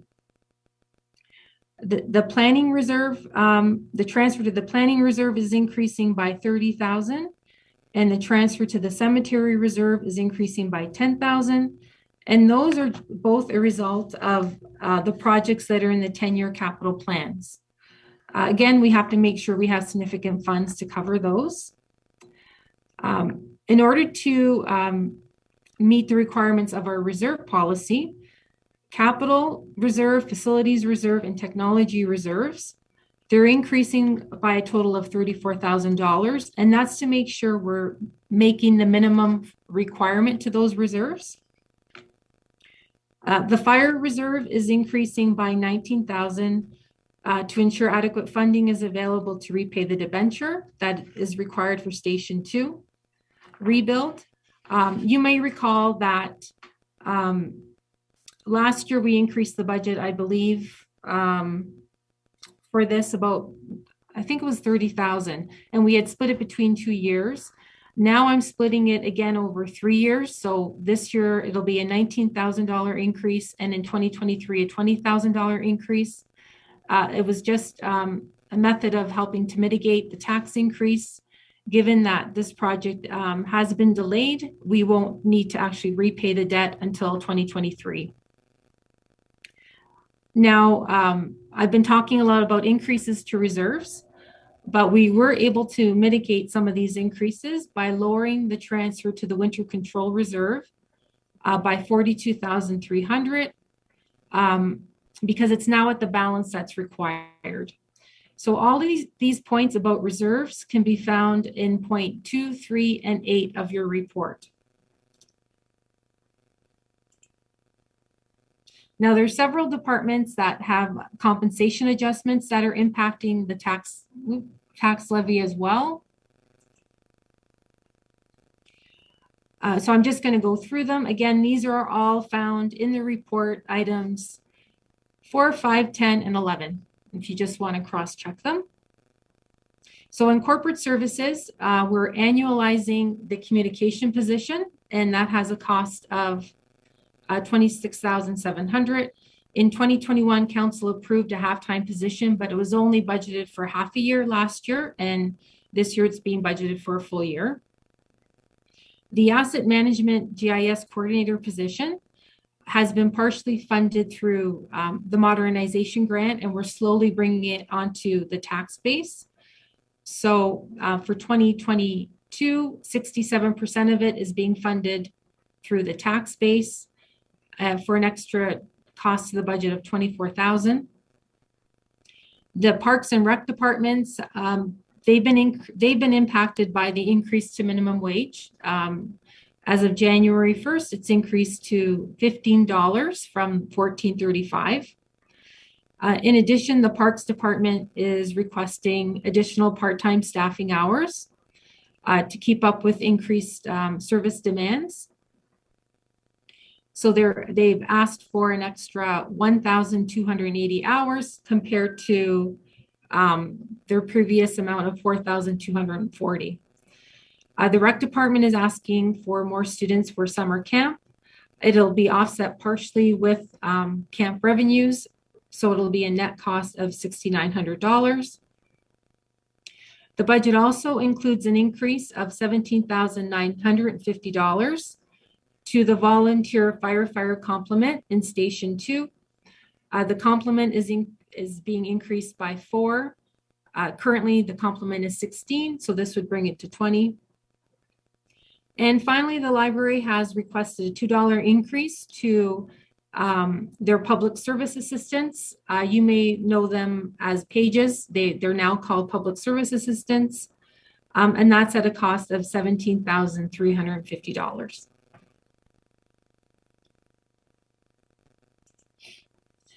Our township has not escaped the pressure of corporate insurance. We're projecting an increase of about 18% or 46,800. We have used a transfer from the insurance reserve to help offset that increase. So we're transferring 21,000 from the insurance reserve to help mitigate our anticipated increase in corporate taxes. Insurance, pardon me.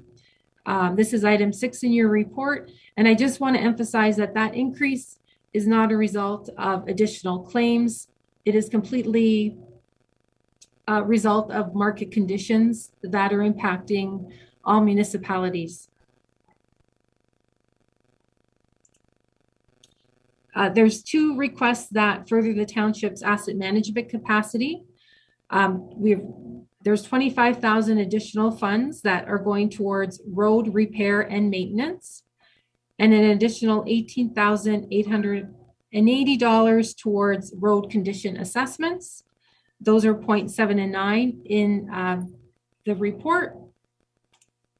Included in the budget this evening, and this was included based on the July 26, 21 resolution passed by council, is 14,000 for the McNally House. We did have some good news with this budget. Our OMPF funding, which is the Ontario Municipal Partnership Fund, has increased in 2022. Again, this grant is to recognize that rural communities such as West Lincoln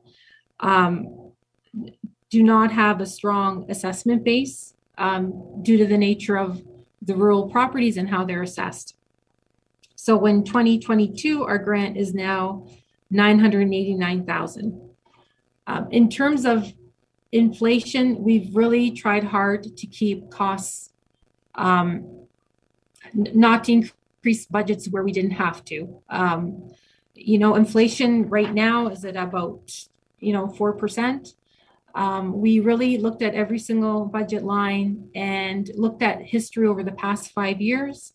And if we didn't have to increase something, we didn't. So I think for inflation, we were able to keep a lot of our expenditures obviously below inflation. Mr. Chair. Yes. Just before, there's a couple questions I'd like to ask about this slide. So I wasn't sure if I could just do it real quickly right now, or if you really want to wait right to the end. I would prefer if you remember the slide, and then once the presentation is completed, you can ask the director to go back to the slide. Okay, so I probably need 5 or 10 minutes then, just to let you know. Well, we have all night. It's first meeting of the year. Prepared. Good to know.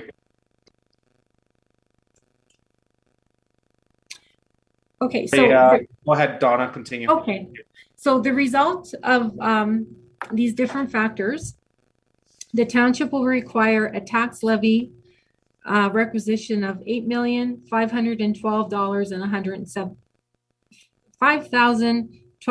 Oh my goodness, $8,512,170 increase, or a 3.98% increase in the levy after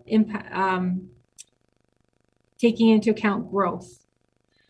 As a reminder to council, we're also levying for the hospital. And just to clarify, municipalities are obligated through Provincial Act to contribute to hospitals. We cannot, unfortunately, excuse ourselves from that requirement. So for 2022, the levy increase is $50,500 for the hospital. And that has an impact to the average homeowner of $8.52. The urban serviced area charge that is levied in the urban area of the township, it'll actually have a slight decrease to the average homeowner of $2.41. And that's because the levy has not changed very much. But when you take a levy that hasn't changed and it's compared to the growth in the urban area, it actually ends up with a reduction in taxes paid for that fee. Now, the region and education taxes on this chart are estimates. Education really has not increased, so I think that's a good estimate to put 0%. It hasn't increased, I don't think, since I've been treasurer. And the region, they passed a 2.87% levy increase. So I use 3% because the township could be levied a little bit more than 2.87%. So in terms of base increase to taxes, you're looking at 3.78%. When you factor in the hospital levy, you're looking at 3.95%, and we're estimating that the overall tax bill that would be received would be just under 3%.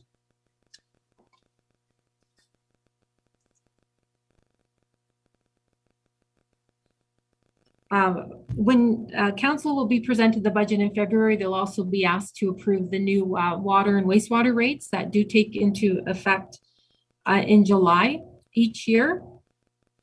And these rates are based on the water and wastewater rate study that was conducted in 2020. All rates are projected to increase by 5%, except for the wastewater consumptive rate, which will increase by 2%. The budget for water and wastewater includes a $606,000 transfer to the reserve for future capital needs of the system as well.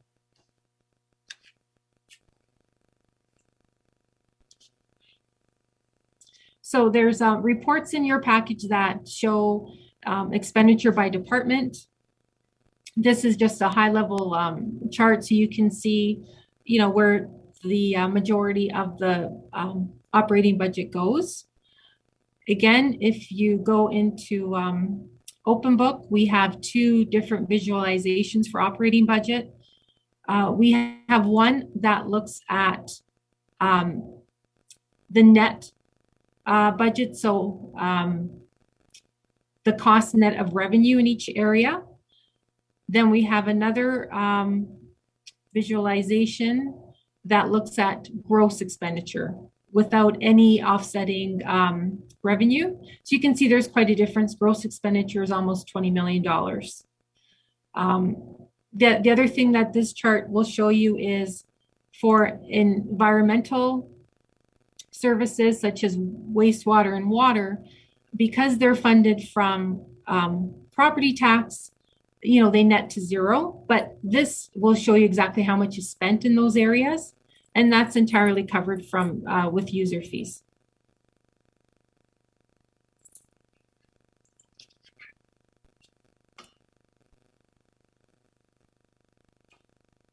Again, this shows you the difference by department from year to year.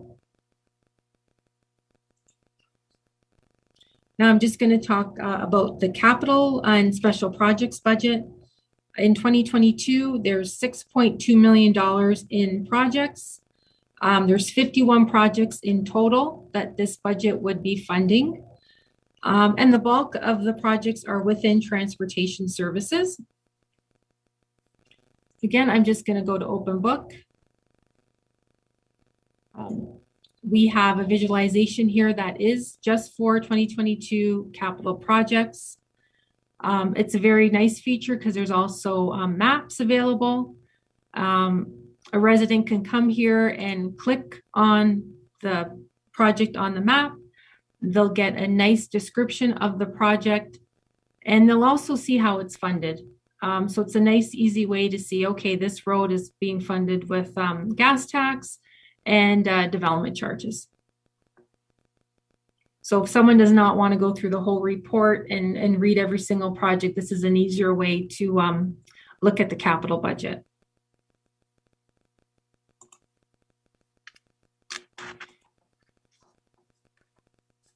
In terms of funding for capital, this chart just shows you where the bulk of the funding is coming from. And this one breaks down capital by asset type. So again, most of the capital is under road infrastructure. Now the next slides are just, we take all our capital and special projects and we align them to the strategic plan that council approves. So you can see how the various projects tie into the strategic plan. And there's also reports in your package that give you detail on all these projects, and they're also on Open Book.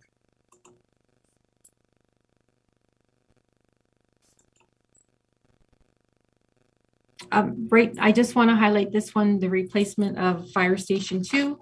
I do speak to it in the report that we are requesting additional funds for this project. We were able to find the funding without increasing the debenture requirement. And this is just a matter of costs going up. So the tender should be going out soon for that project.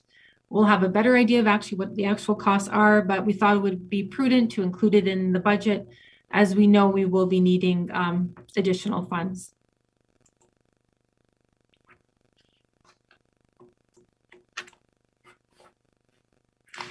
I'm not going to go into too much detail about these. In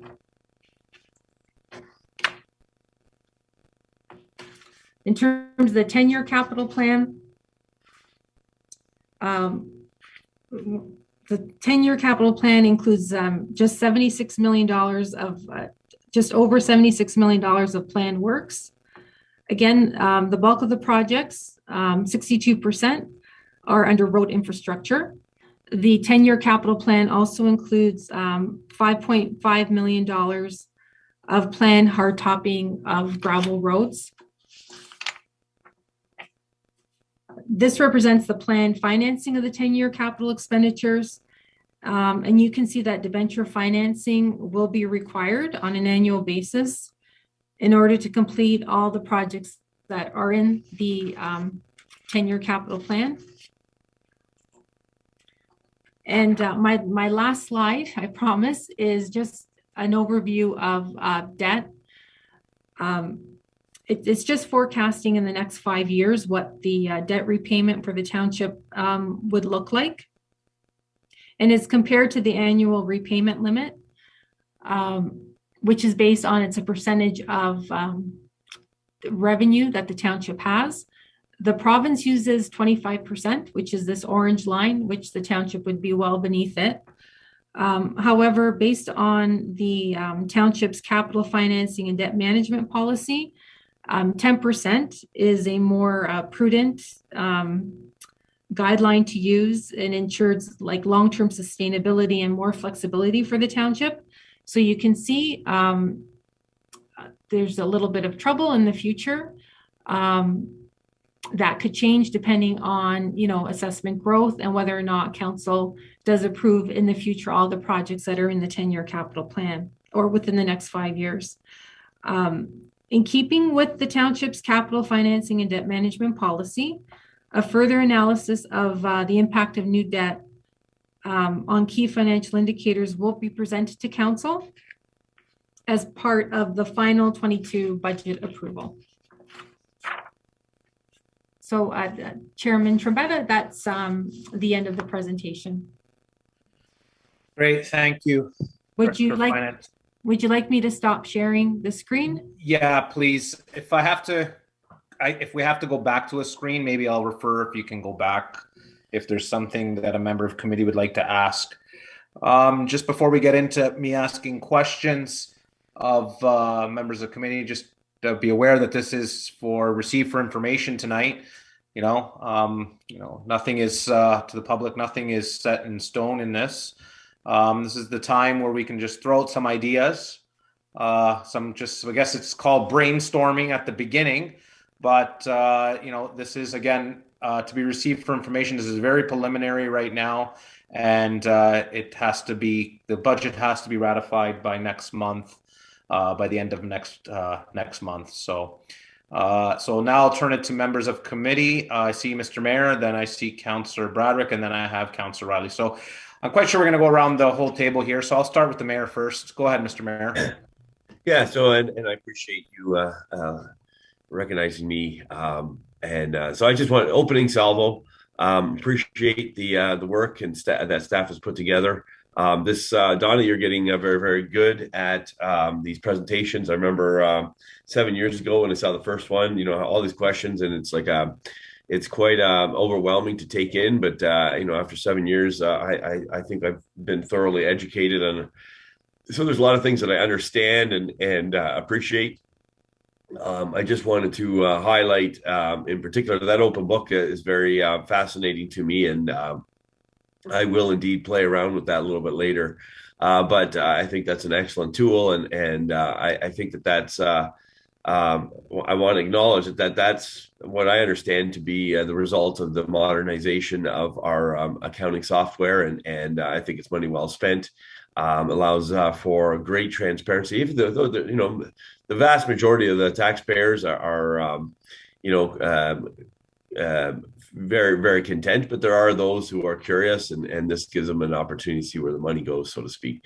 So I just wanted to say I will have a few comments later on, but at the opening, I want to commend staff for putting together this draft budget. So thank you very much. Thank you for those comments, Mr. Mayor. Moving on to Councillor Bradrick. Thank you, Chair. I have some questions. So first off, through you, Chair, to the Director of Finance. I think I totally understand what your answer will be. However, for clarity for the community, I just want to put out there, why was the McNally House included in this budget? And what happened to other items that council was presented with, such as Hospice Niagara, and the Smithville Christian High School presentation on enhancements to Wellandport Park. Thank you, Councillor Bradrick. Director of Finance. Yeah, through you, Mayor Trombetta, to Councillor Bradrick. McNally House is included in the base budget based on the resolution from the July 21st, 2021 council meeting. The direction was to have it referred to the Township's 2022 budget. So it's included so council can see what the impact is to the budget. If something is not referred to the budget, we don't include it. Thank you. That's what I was thinking the answer would be, but again, just for the clarification for the public. My next question is through you, Chair, to the Director of Finance. I see that there's a request for more staffing for our summer camp program.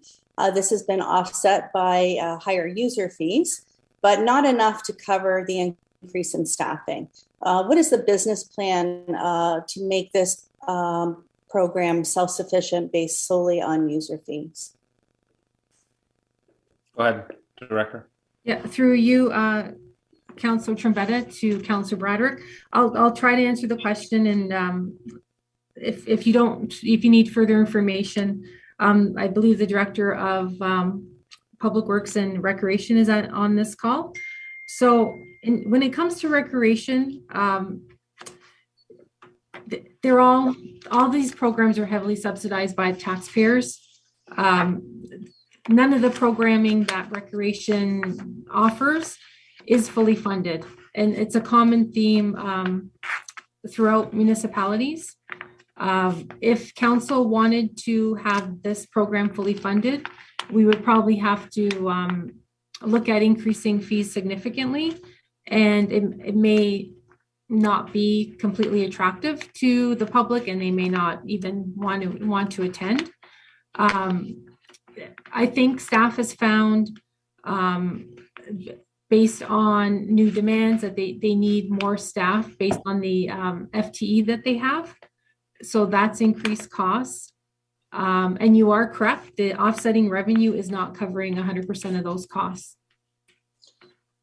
I think I understand the fact that it is still very subsidized, and perhaps my question around the program being self-sufficient is not applicable. But when I look at the funding that request that has been put forward to us for the program, it would be for summer staff, which would not include people who work with us throughout the year. So I was curious as to if we're increasing our numbers of campers, that you would assume a fee structure would be created to offset those costs. And perhaps through you, Chair, to one of the Director of REC, maybe they could answer that a little bit more fulsome. Through the chair to Councillor Bradrick, there's nothing I can really add to what Donna said. It's not really, as she said, the business case doesn't really cover staffing. Otherwise the day camp fees would just not be reasonable for our users to take advantage of. Okay, I guess that's something that we can perhaps discuss as a council further, if that's something that is worthy of the taxpayers' dollars. Based on the presentation that we had earlier, it's certainly, deflected to 100% user fees for things that, more benefit a person individually, and I'm just wondering if that fits into that category. So again, we can refer that on to further discussions. So my next question is through you, Chair, to the Director of Finance. The library's request for purchase of audiovisual presentation equipment is a relatively small request. However, have staff reviewed the budget to remove items that would not be applicable during a pandemic such as this? Go ahead. Yeah, through you, Chairman Trombetta, to Councillor Bradrick. So I'm going to answer, this budget was basically done based on perfect scenario, no pandemic. So, we're hoping that 2022 does become a little bit more normal. But however, if there's any project that council would like to see deferred, that's what this discussion is for. These are the requests of staff, and when they feel it would be a good time to purchase something. I know back in 2020, when this pandemic first hit, we did defer some projects that were already approved in light of the pandemic. And I think staff is very conscious. If there's a churn in our financial outlook, we would come back to council to say, you know what, these are some of the projects we're going to defer if this budget is approved as is. But to actually answer your question, it's budgeted based on a good normal year, not a pandemic year. Okay, that actually alleviates my next question. So I'll pass that on to the next question. Through the chair to the CAO. This is a pandemic-related question. What, if any, discussions have occurred at the director level in respect to budgeting for training for staff to enhance any ability to respond to essential services such as snow removal and water in emergency, with, I guess, a lens on higher absenteeism as the pandemic appears to be continuing with no end in sight. So this is not a question about reducing a line, but perhaps maybe increasing. That's to the CAO. Okay, so through you, Councillor Trombetta, to Councillor Broderick, I think what you're asking a little bit about what we've been doing in terms of business continuity planning for some of our essential services. But then I'm asking if there's been further budgeting or looking at budgeting training for staff so that we have more of a contingency plan for essential services, such as snow removal. So I don't know if I'm going to answer this the way you want me to, but what I can tell you is that business continuity has been on our minds greatly. And I've expressed to council that there have been higher than normal absenteeism. And so we do really worry about making sure that we're able to do our services. So we have been looking at all our staff forces to see where certain staff members have the required licenses to carry out snow removal and truck operations, and to see how they can be redeployed. And then we, if on top of that, then we have to turn to staff who are more than likely to want to try to get that training, and then have to try to figure out how to get them into the trucks and give them the training for this certain number of hours. So, and we actually are able to tap into our volunteer firefighter service for some of those additional skill sets as well. So I don't really have a staff training dollar number, but I can tell you that this has been one of our biggest concerns, especially since January 1st of this year. If I had an HR person, I might have a business continuity plan that would be laying out what our projected absentee might be. But right now we're really we're looking at each department. Each department has different levels of challenges, and we are making sure that our key services are dealt with. But I really appreciate the question, because I haven't really had a chance to tell council about that, because it has been quite a bit of work to make sure that that's underway. And if Director DiPaolo wants to add to that, because he's really been coordinating that more than I have, he could add more information. But Mike, maybe I captured most of it. Yeah, you captured most of it for like the training some staff to have the current like DZ license and getting them used to the plow. But in addition to that, we have agreements with other municipalities. If they need a water operator or they need a snowplow operator, we're always willing to share resources and stuff like that. So we do work. We do communicate regularly with the local area municipalities and the region, and we try to share as much services as possible. But we have built bench strength, just relying on some people that have the minimum qualifications like these and trying to train them, as Bev alluded to earlier. That's fabulous. I think I really just wanted to bring this forward to see if there was a need within the budget to support any further training, so that, like I said, the pandemic doesn't appear to necessarily be ending. So, just because maybe we're managing and struggling through right now doesn't mean that there will be, further issues that might be even, more serious than what we've had over the last month or so. So I think it's more or less me just putting that forward as, just some little tidbit on the table to see if that's something that needs to be explored at a higher level.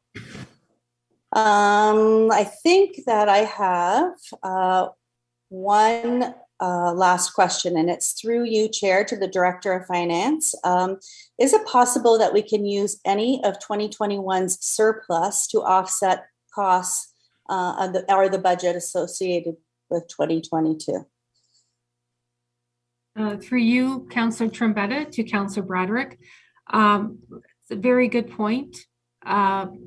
We are projecting a surplus, and between now and when Council sees the final budget report, we should have a better idea of what 2021 looks like. We're still receiving some invoices. So the hope is that we will be able to use some of that surplus to help with some of these reserve issues we're having.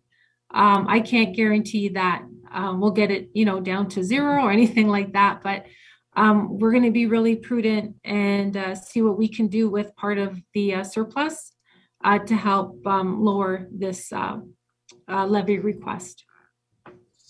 Okay, thank you very much. That's the end of my questions. Great, thank you, Councillor Broderick. I think I had Councillor Riley next. Thank you, Mr. If I skipped somebody, I apologize, but go ahead, Councillor Riley. No, I believe I was next. Thank you there. So thank you, Mr. Chair. Yeah, so I think Councillor Broderick and I are definitely very much on the same wavelength. She covered a lot of the questions I was going to ask. I still have a few more. And so I think maybe just while we're still kind of talking about some of the things that she just recently brought up, I'm actually going to go back to the surplus first. And so I would also, just to kind of put it out there as well, I know, Don, I've reached out to you once before to pick your brain about how surpluses can be used. And one particular thing I would like to see is, I know we have a reimbursement payment plan going forward regarding the upgrade to the street lighting. And I know that's over a certain period of time that needs to be paid off. So I would like to see some of that surplus go and pay that off, whatever that balance may be. And then in return, I know there's a cost savings that's currently been paying that off. And I'd like to see that cost savings actually applied to that urban area tax. I think that's probably the best approach of trying to reduce that further without having to increase taxes in other areas. Let the savings from the very thing that Ward 3 is paying for pay for itself. And hopefully we can find more cost saving things like that can pay for it later. And then we never have to worry about having to increase taxes in any capacity. And I feel like this would be a really good first step on that. So I just wanted to put that feeler out there. I also wanted to mention, sorry, I got some notes here. I think Mr. DePaula actually, Director DePaula actually covered the one question I was going to ask. I'll mention anyways. I was kind of curious as well what we could do in terms of kind of like employee sharing or cost sharing with other municipalities. So it's great to hear that we already have something like that. The question that still kind of sits in my mind is, how do we monitor that? So if we send an employee from West Lincoln, or we receive an employee from wherever, are we paying for their time, or is that time being tracked and then we're kind of like repaying it kind of like a favor business? Like how is that actually being managed in terms of time borrowed, I guess, one way or the other? So I guess to you, Mr. Chair, I'm going to assume it's going to be our Director of Finance or our CAO. Go ahead, Director of Finance. Through you, Chairman Trombetta, to Councillor Riley. To my knowledge, we haven't needed to lend out our staff at this point. If that were to happen, we would probably have some special codes put in place so we knew what they were doing. And more than likely, I don't know if there would be chargebacks and forth. I'm not sure what the agreements actually look like. but for sure there would be tracking. Okay, yeah, because when we look at like the most recent situation, the weather event that just happened, should we be in a situation where we have little to no staff for reasons of illnesses or other reasons? It's just good to know that we have a pool of people to fall on. So again, I wasn't sure if this has been done before or not, but I think if we come into that situation, we could certainly be briefed on how that actually plays out. Then, as far as some other notes go, I did want to mention. So regarding the I know in the public works request regarding, or not public works, parks and rec request, more stuff. I kind of wondering if I get what we need to do. And I guess there was a question I had, which was the extra 1,000 hours. If I'm saying that correctly, I think it's 1,280 or whatever. I'm wondering, is that to hire new staff? Because that's what I'm thinking it is. But I'm also wondering, is that just to increase the current staff time? So that's the part that I'm just trying to seek clarity on. Because if we're trying to bring on more staff, then my question is it that the current staff we have are being overworked and unable to fill spots that are going unfilled, or are we just trying to load up on staff? And if that's the situation, is this really the right time for that? Because we don't really know what next year is looking like in the current state that it's in. And last thing I think we need to worry about this year anyways is loading up on staff that possibly is going to not necessarily be fully utilized to the capacity that they should be. So I guess to you, Mr. Chair, to either our CAO or our Director of Rec there. Go ahead. I could answer that through the chair to Councillor Riley. It's probably a combination of the two. Like our part-time staff are allowed to work X amount of hours a week. So it's probably a combination of the two. Like if we have existing part-time staff who could work a few more hours a week to max out on their, whatever the requirement is for part-time hours, I think it's 24 hours a week. Or it could be a combination of one or two more part-timers. As mentioned in Donna's report, we just got more parks and more facilities to maintain. So we just need extra bodies. It's not a matter of trying to staff up. We're not ready for a full complement of full-time staff. So part-time staff is what we're presenting in this budget. Okay, thank you. And the other thing I wanted to mention is I would be in favor of us at least deferring, if not, maybe pushing back a little further than a year. I don't think it's urgent. I guess my question to you, Mr. Chair, to our Director of Public Works, who's also our Director of Rec, the urgency of the Vaughan Road paving project. I'm wondering if this is something that we can defer a year or two, just to alleviate some of that tax pain that the residents are feeling. I know we had a road needs study done. I know there's a percentage of when it needs to be done. And I know this was just part of the par for the course, the plan it needed to go on. I'm just wondering if a year or two would be at all reasonable, just to, again, help residents get back to work and help residents kind of get back to normal, because we're certainly not in normal times. Yeah, through the chair to Councillor Riley, if this council remembers the last forecast, I believe we had concession 5 that we just recently did. It was kind of included in the 2022 budget and the 2023 budget to get 2021 and 2022 budget. I know what you're saying. Concession 5 completed, and after we tendered the project, we got really good prices. So we kind of all did it. We did the entirety of concession 5 in that 1 year. So last year's forecast, Vaughan Road was scheduled in 2023, and as well as the other roads, they were all kind of in a certain spot in the forecast. And since we got all of concession 5 completed in 2021, we kind of moved our program up a year. So that's what we presented. And we could continue on with that plan, moving it up, or stick with the original forecast. I'm not sure what the savings would be. I would have to ask finance to calculate that. Yeah, I think the savings would be just not having to have anything in any capacity. We put on the levy, maybe we can reallocate funds to help support other goals or initiatives for this coming year. I think this is the year where we need to focus on the needs versus the wants, and I'm going to be pushing for that one way or another. So I guess in light of that, I have my notes out of order here. I guess, again, I know we're just looking for kind of have a creative brainstorm session here in ways that, things we'd like to see one way or another. I also, would be in favor of deferring that. I'd also be in favor of possibly even deferring some of the requests in the library budget. I know Councillor Broderick already asked some questions to it, but I don't necessarily see some of that stuff as urgent considering the nature in. I certainly don't think we need to lose it. I hope that comes back. Maybe at the next budget there or within the next term of council. It's certainly something I think is needed. I just don't think it's needed right at this moment. So I'd like to see that as well. I also kind of wonder if it makes more sense, and I can go through this all night, I guess, if it makes more sense for staff to provide us, or so through you, Mr. Chair, to our Director of Finance, if the Director of Finance can maybe provide counsel at the next meeting regarding this. And I don't know how to phrase this. And I certainly know sometimes I'm a little bit vague with my phrasing and it sounds like more work than actually what I'm looking for. But I'm kind of wondering if there's a possibility to almost have a spreadsheet of some sort that says, hey, this is what we need. And this is kind of like a la carte, what we want and what is absolutely necessary that we can't get around, the fire station number 2 and the commitment to the hospital. I get that. Everything else, my interpretation here is kind of a la carte. So I think that at that point, that gives council a better idea. Okay, we're at this point and this equals, we'll use a magic number of 1.85% or 2%. We want to add this, then we can kind of see how it correlates and how it kind of raises the tax levy. And then we can really get a full picture of what's absolutely necessary and what's not necessary, at least from council's perspective. I'm sure everything that's brought forward by staff, they deem that as necessary. But I think we also understand that there's a lot of wiggle room on things that can be deferred a year or 2 or 3.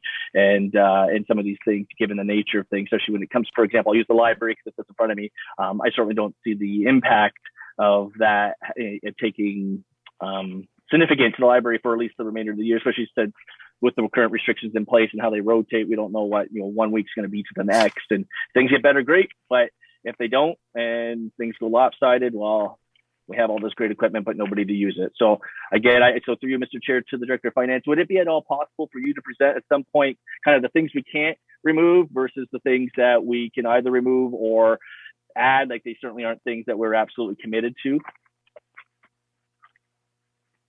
Through you, Chairman Trebetta, to Councillor Riley.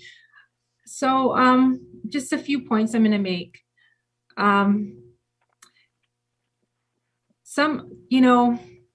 It's hard for staff because this is what staff is saying is necessary. The way we outline it, I think we outline it in such a way that council can ask questions as they're asking, and they can say, what would happen if we didn't do this, right? In terms of, for instance, certain capital things, you might say, okay, don't do it this year, do it next year.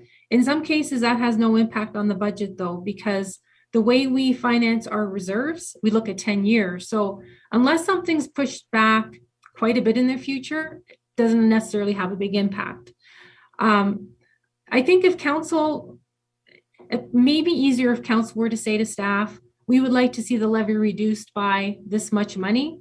And then we could come back and say, okay, this is how we think is the best way of reducing that levy. To do a massive spreadsheet would be very difficult. Okay.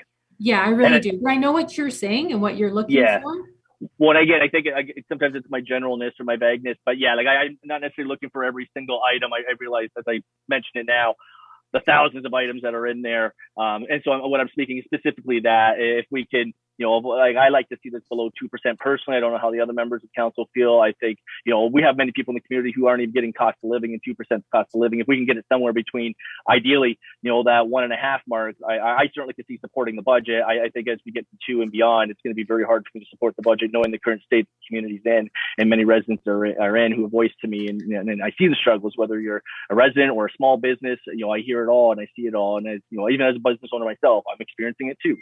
So I certainly want to make sure we're doing everything we can. And I do realize staff's only putting forward the things that they see as necessary. I realize that's our job. So if we could have, so I would put the motion out there, or at least the notion of having you come back, it's showing us what we would have to do to get between that 1.5 to 2% mark. And then we could probably have a more fulsome discussion then. Go ahead, Director. So through you, Chair Trebetta to Councillor Riley, are you saying a levy increase of between 1.5 and 2? Okay, yeah, that's where I would like to see it personally. As your treasurer of the township, to do that would be drastic change in services. Also, what would end up happening is the future would be paying for it. I'm being completely blunt and honest. We can lower this levy increase, but to try So to can get you- it, like we can sorry. lower it to the 3.98, but to try to get it to 2% would be a struggle. I'm going to be 100% honest with you. If council wants us to do it, we will do it. I'm just telling you honestly. Okay, no, and I appreciate that honesty. I would just like to know, like, if that's the case, could we be showing what that impact is? As you said, a lot of times you're like, oh, we could do with this, we could do with that, and sometimes some things kind of just happen because I think council, at least for my, this is my, I guess, third or fourth budget here. I guess my fourth. There's things I'm learning each time that I didn't know that I could ask. Not that I didn't know that I could ask, but I was just kind of unfamiliar with the process. So I'm just wondering, what is the easiest way of going about that? Because I think we need to see that, honestly. Like, I know you're saying there's a lot of things that are covered by the reserves, but then 10 minutes later, we're also seeing that we have to replenish the reserves. So to me, whether it does, at some point it impacts the tax base, whether it happens directly or indirectly. But when I look at this and I think, oh, we could do it without that, and then we're hearing, well, that's going to have no impact on the tax base. And I feel like, I don't think it was last year, it might have been in the beginning of 2020. We had something that was a little similar to that, where it kind of showed us, I think you gave us like 5 items. I remember there was a CIP that got pulled out, and I think there was something else that got pulled out. We kind of understood what was actually going to impact the levy. And I think that would be more useful than anything else. But I do want to mention one more thing. I see the CEO's got her hand up. Since 2020, and that was, we passed that budget literally moments before the pandemic started. Since then, we have raised taxes. If this goes through as is, we'll have raised taxes almost 18%. And I think that needs to sit long and hard in everyone's mind, because you got to look at people, almost 20%, 1/5 of people's income has been impacted, or not 1/5 of people, but essentially can make up 1/5 of the tax levy there has impacted their income almost nearly 20%. And yet a lot of these people haven't seen raises. A lot of people haven't been working. The first part of the pandemic, nobody was working.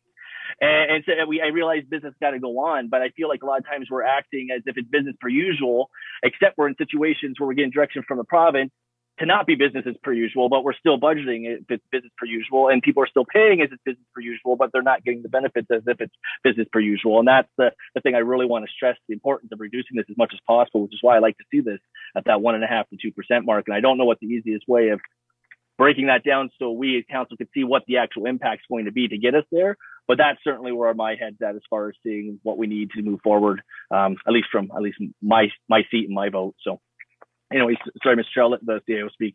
Thank you, Councillor Riley. Madam CAO. Thank you. I don't know whether I'm speaking to you through you, Chair Trombetta, to Councillor Riley or not, or maybe I'm just making a general statement. Staff really listened to council and their concerns about this budget, and wanting to come in with something that was very respectable. So when you go back to that 2020 scenario where there were maybe more requests in the list that were not easy to remove, actually, things that were on that list still are not in our organization.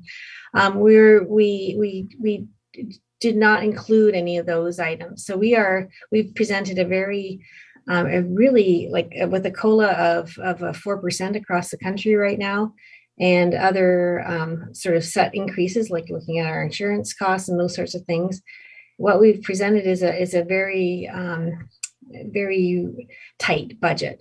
So we will go back and look at those things that you would like us to look at, but you will learn a little bit more about how we will be going backwards. And when you go backwards, as our treasurer said, it's the future years who have to end up paying. And is that something that council wants to consider and approve? So we'll be leaving up to council for your decision, but it's our job to give you our best advice.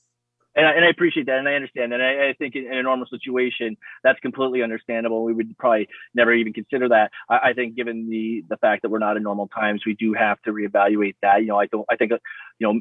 I certainly wouldn't manage, obviously it's a lot different managing a municipality versus a household, but the way how some of the decisions that are made at some councils level, not even our council, I feel like some people manage other people's money worse than they would manage their own money. And I'm not saying that as staff. I think staff's only coming forward with what they believe is the best thing possible. I'm referring to council direction. And so when I look at this, I want to see, I want to get the best dollar for, or best bang for my buck, and I want to make sure I'm doing the same for the residents of West Lincoln. When we look at this survey again, I know under the survey there's a property taxes primary way to pay for things thing, and then 2 and 3 that ranked high there were cutting service to maintain and cutting services to reduce taxes, and that's directly the voice of the people.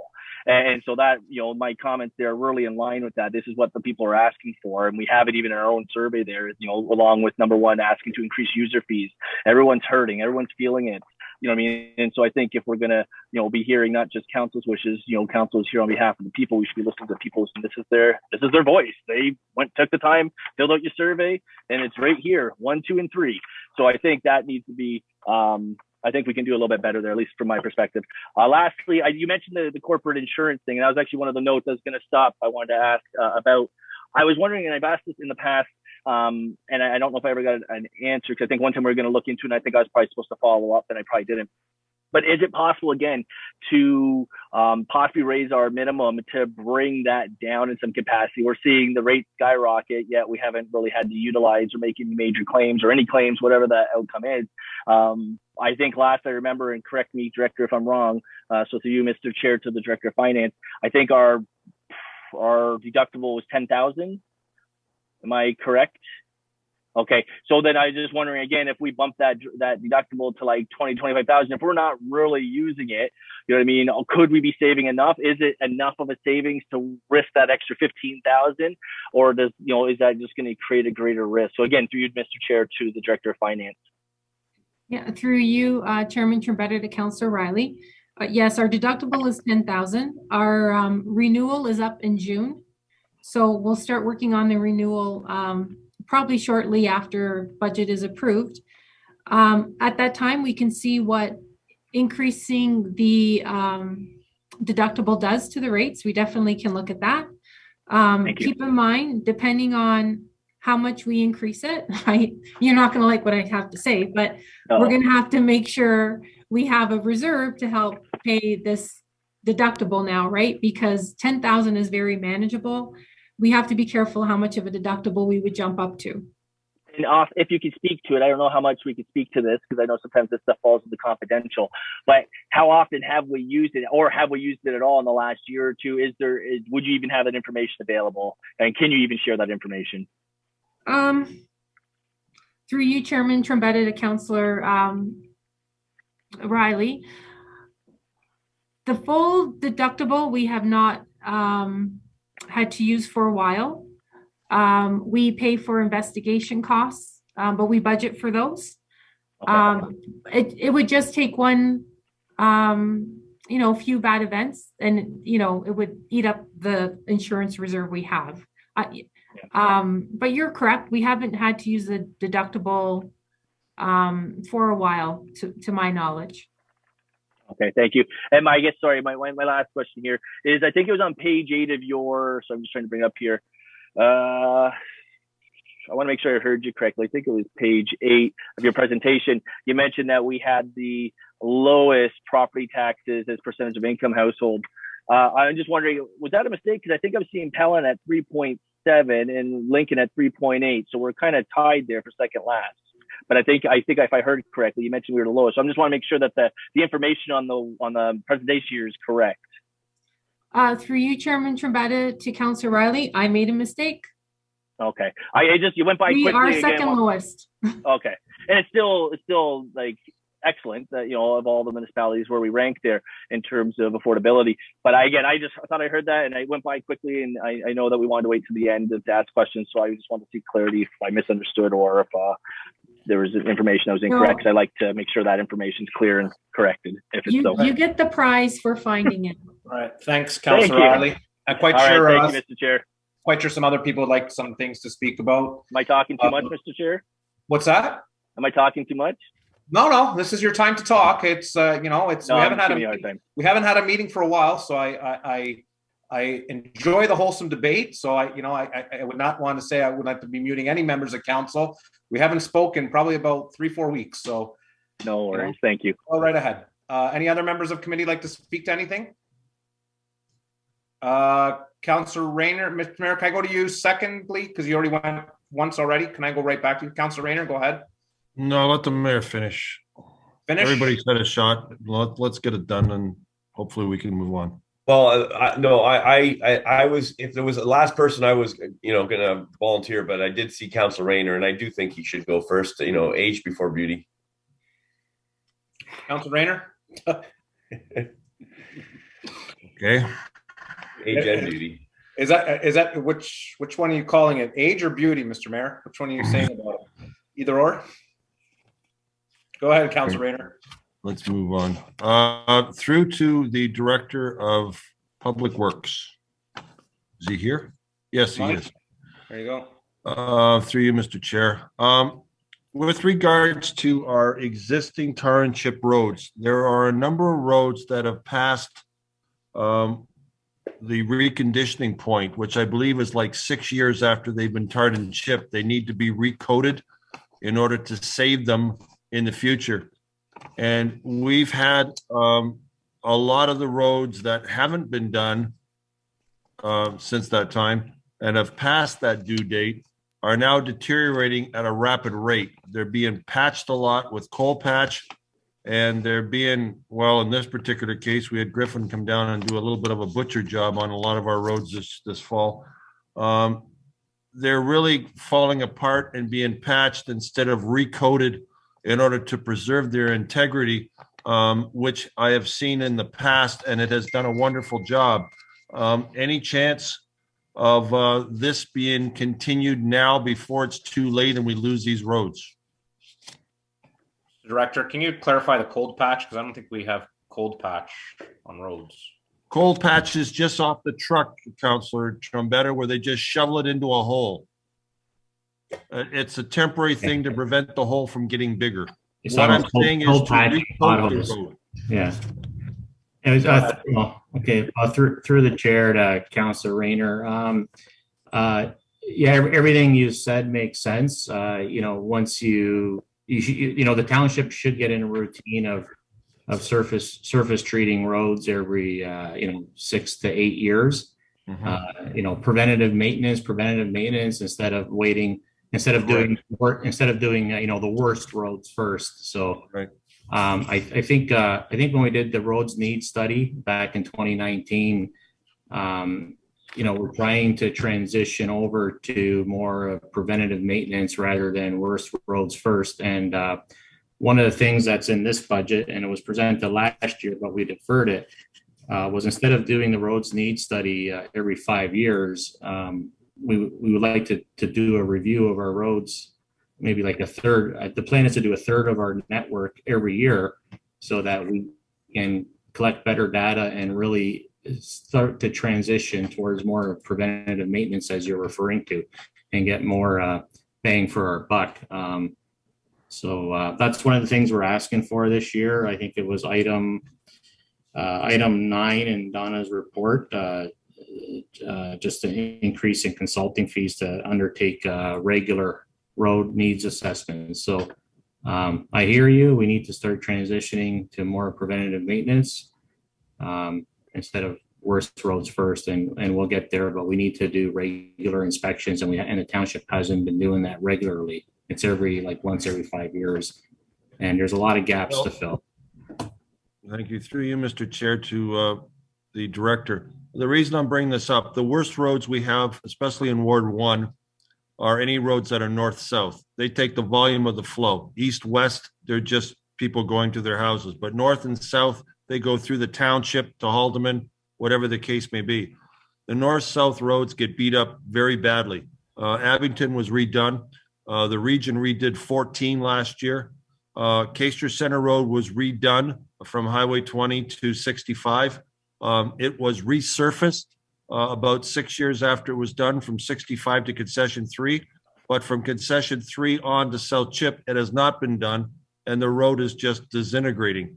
And it's just a shame because it proved conclusively when they resurfaced between 65 and Concession 3, when that road was still looking pretty nice, that road is still immaculate.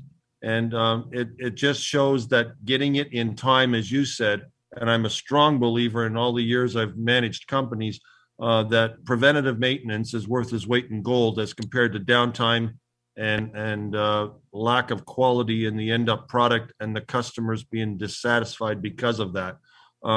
Right now, is there any chance that there can be some resurfacing of existing tar and chip roads in the 2022 budget, specifically North-South Road?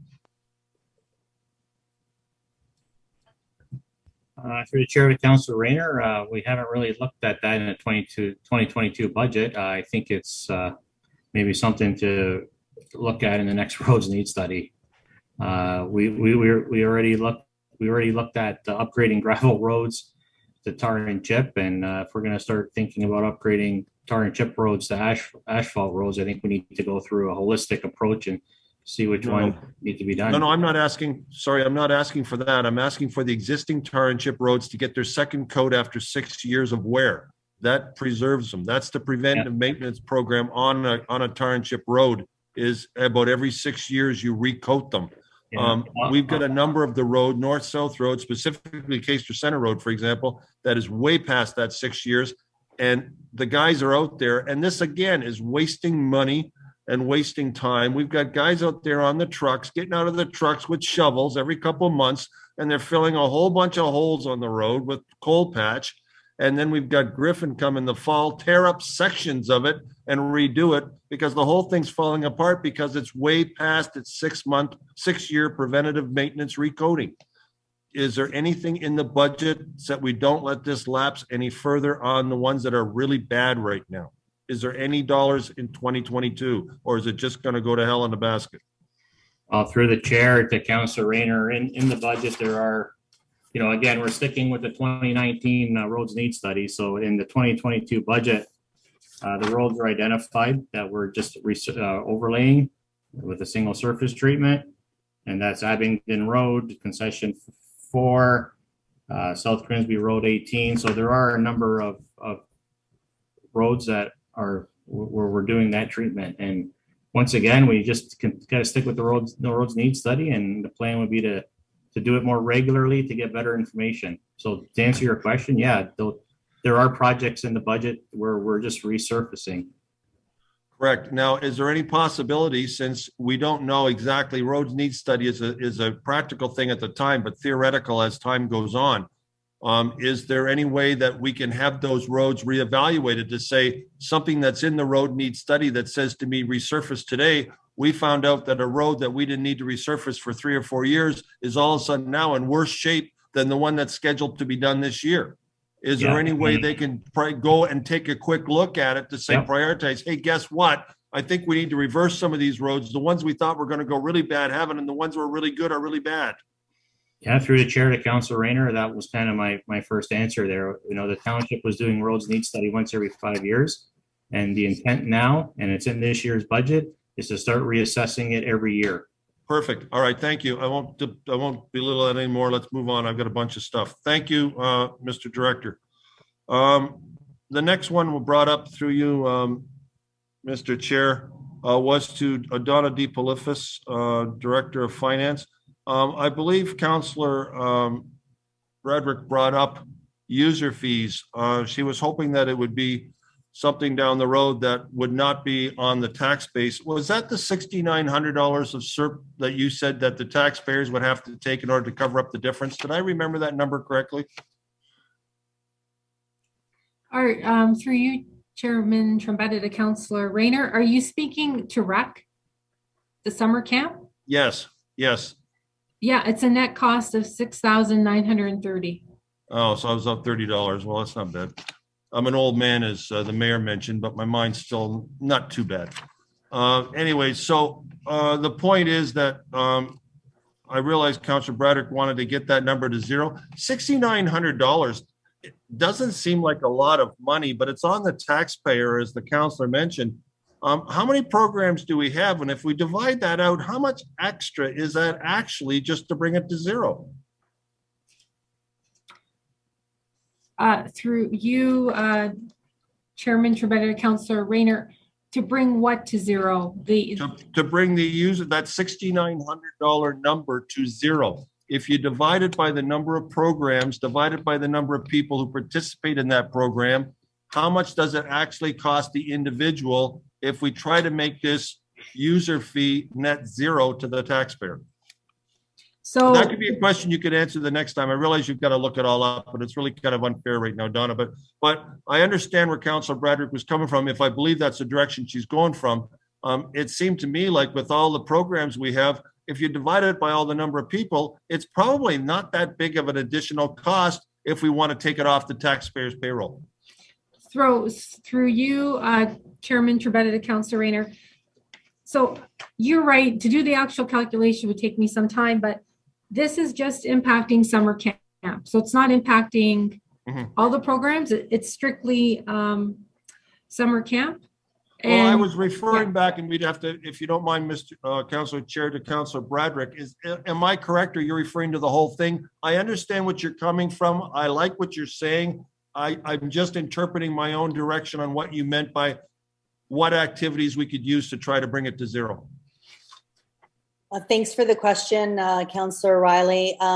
No, you're not correct. I was focusing just on summer camp itself.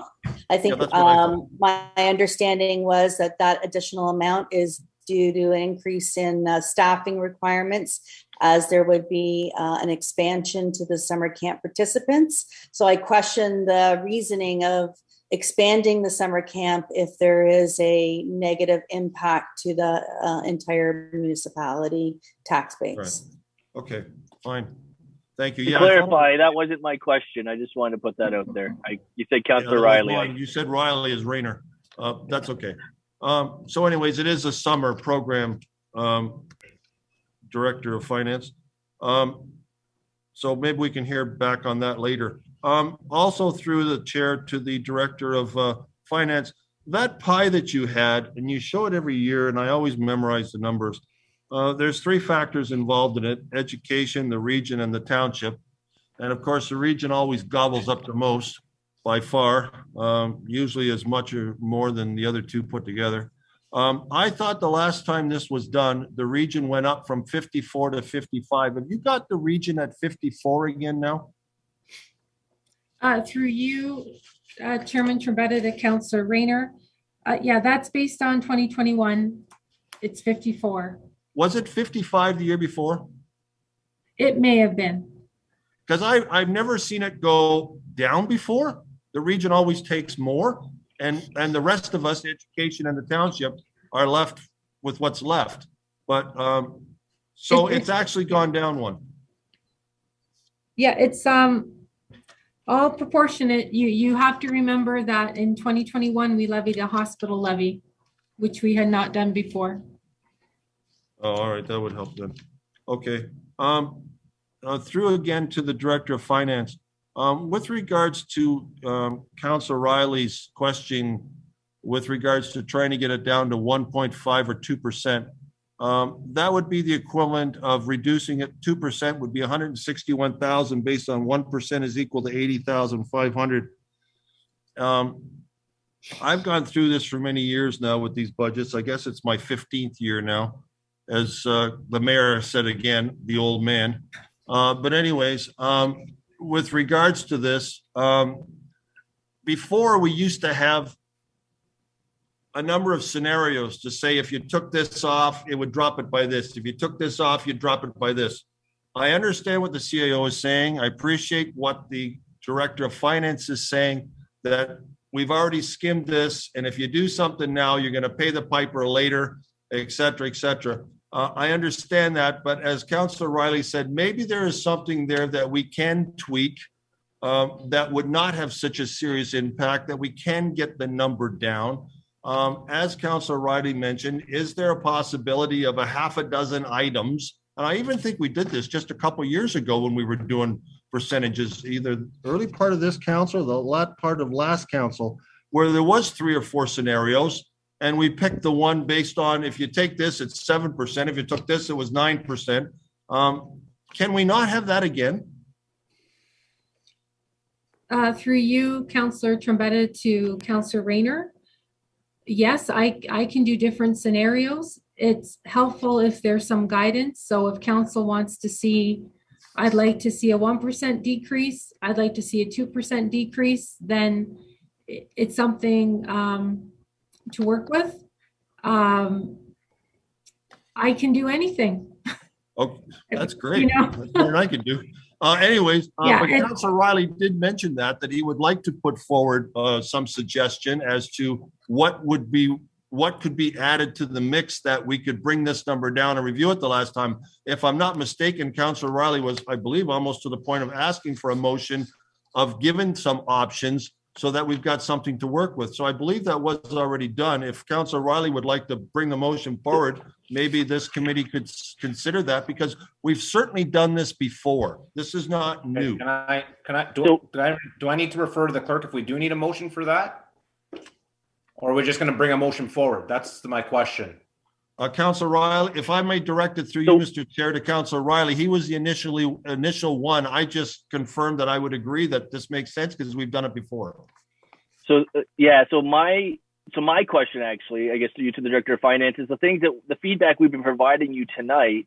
Do you need all of that in a motion before you can bring us back some kind of understanding? Because I was kind of getting the impression that I would bring the motion forward if necessary, but it wasn't really explained that it was necessary. I was kind of under the impression that we were to voice our opinions and our ideas, and that would just naturally be taken in consideration and then presented to us later. So can we get maybe clarification on what you actually need from council tonight if we want to embrace all the ideas that we've had?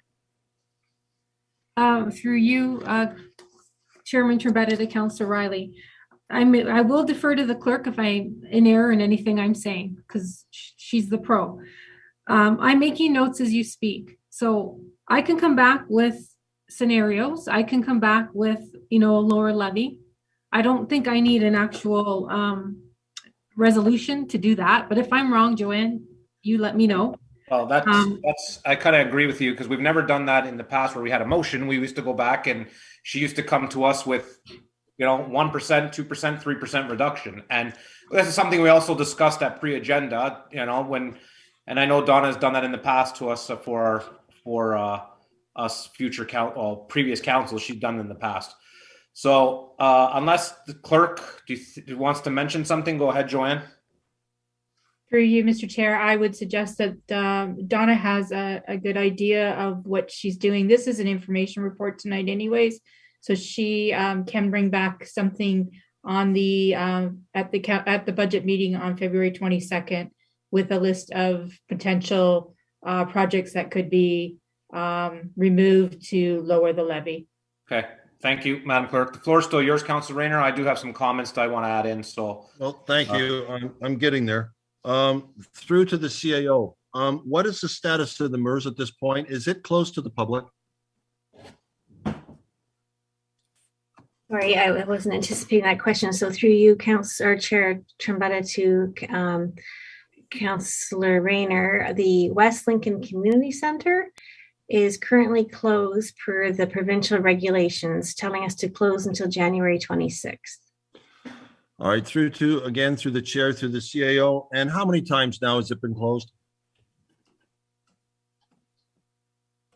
For through you, Chair Trombetta, to Councilor Rayner, in the staff report that has been put together for the next agenda, there's a really good scenario. So if you can give me a minute, I could go and find it. Where we talk about the opening and closing and all the activity. And I'm really glad we've done it, because it's a great record, because it's really been a hard one to track. Can you wait till the next agenda, Mr. Councilor Rayner? Okay, now the only thing I ask is, the reason it was closed is because it was a health hazard to the public. It could potentially infect you. You could end up in the hospital. You could end up in ICU, the ventilator, or anything of that nature. That's why the government has closed it down. Is that not correct? That's not correct. The reason they closed it down because it was healthy to stay there. The reason why they close these facilities is because of the activity that takes place within them. And if they find that there is activity that people can end up being close together and create more risk, it has nothing to do with the facility. It has to do with the activity. Correct, but the facility is a source, therefore, of potential disease transmission because of the fact that there's a lot of people in a closed area. Is that not correct? Okay. I'm not going to comment on All that. right, fine. And I call it the Community Disease Transmission Center, but you've got your own name for it, but that to me is what it is. What I want to I get have the to council approved is name, that which is the more- West Lincoln Community Center. not in my mind. Anyways, with regards to the Moors, how are we, the taxpayer is still on the hook for paying for this building and there is no user fees being brought back to compensate at this point? Is that correct? Nor has it been on the other times it's been closed? Yes, when we aren't using it, we are not able to run programs and collect some of those user fees. However, I'll finish if you don't mind. We have been given COVID funding, and that has been to offset those costs that we have where we have lost revenue. All right. Do we still have enough of the funding left to pay this? That's how it was at this point. Actually, without having to flip to my financial report, Don, are you able to comment on that precisely? Through you, Chairman Trombetta, to the CAO and Councillor Rayner. The 2022 budget includes COVID costs and they're offset by the provincial funds. And we do have provincial funds to help offset this revenue loss. Yeah. And, we are very fortunate because the province, because it is their mandate, they have been assisting with the loss in revenue and extra costs municipalities have had to deal with. All right. So we've been compensated. Yes. Is that correct, Director? We've been compensated? Yes. That's good. Okay. All right. Moving on. I have one more question, and it's for the fire chief, please. Mr. Fisher, who's been very quiet tonight. The fire hall, Station 2. Can you tell me why they're moving from 16 to 20? Has that been the normal complement, 20? And through people leaving, retiring, or whatever it is, it's got down to the point where you have to bring it back up? Or has it always been 16 and now you feel a need to move it to 20? Through you, Chair Trombetta, to Councillor Rayner. It's been at 16. There was a fire master plan done in 2016 with the recommendation to bring four new members on to bring the complement up to 20 for daytime response. So the recommendation was made 5 years ago, and it was before council, I was going to say maybe 3 years ago. And in 2021, it was to bring on 10 additional firefighters, and sitting down with the director of finance and the CAO, we split it up at 6 and 4.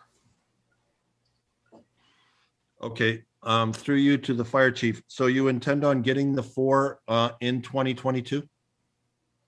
Through you, Chair, to Councillor Rayner, if that is the decision of council, yes. Okay. And you feel a need to bring it up to that level when we've been operating at 16 for a long time? You've been uncomfortable with it? You feel that this is the right move?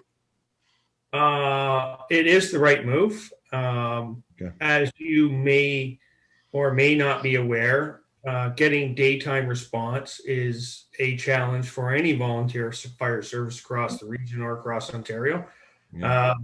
So right now we have mitigated the risk, I guess you would say, is that we put Station 1 on to all of Station 2's calls during the daytime hours from 7:30 to 5 at night. Okay, thank you. Last question with regards to the new build. In the existing fire hall you have in town, numerous architectural concepts of the new building were presented to council to go over and ultimately decide. This was a time when Councillor Trombetta's mother was mayor. And I remember option A, option B, option C, and we discussed it. I don't believe I've seen it yet. Is there going to be a presentation to council of the various concepts and the input from council with regards to the design of this particular station? Through you, Councillor Trombetta or Chair Trombetta to Councillor Rayner. You will get a report through from the architect and myself in regards to design concept and tendering costs. Right now, we've been working very strongly at trying to keep the cost down. As you can be well aware that construction costs are through the roof. They have come down a little bit, but not substantially. Hence the increase in funding costs.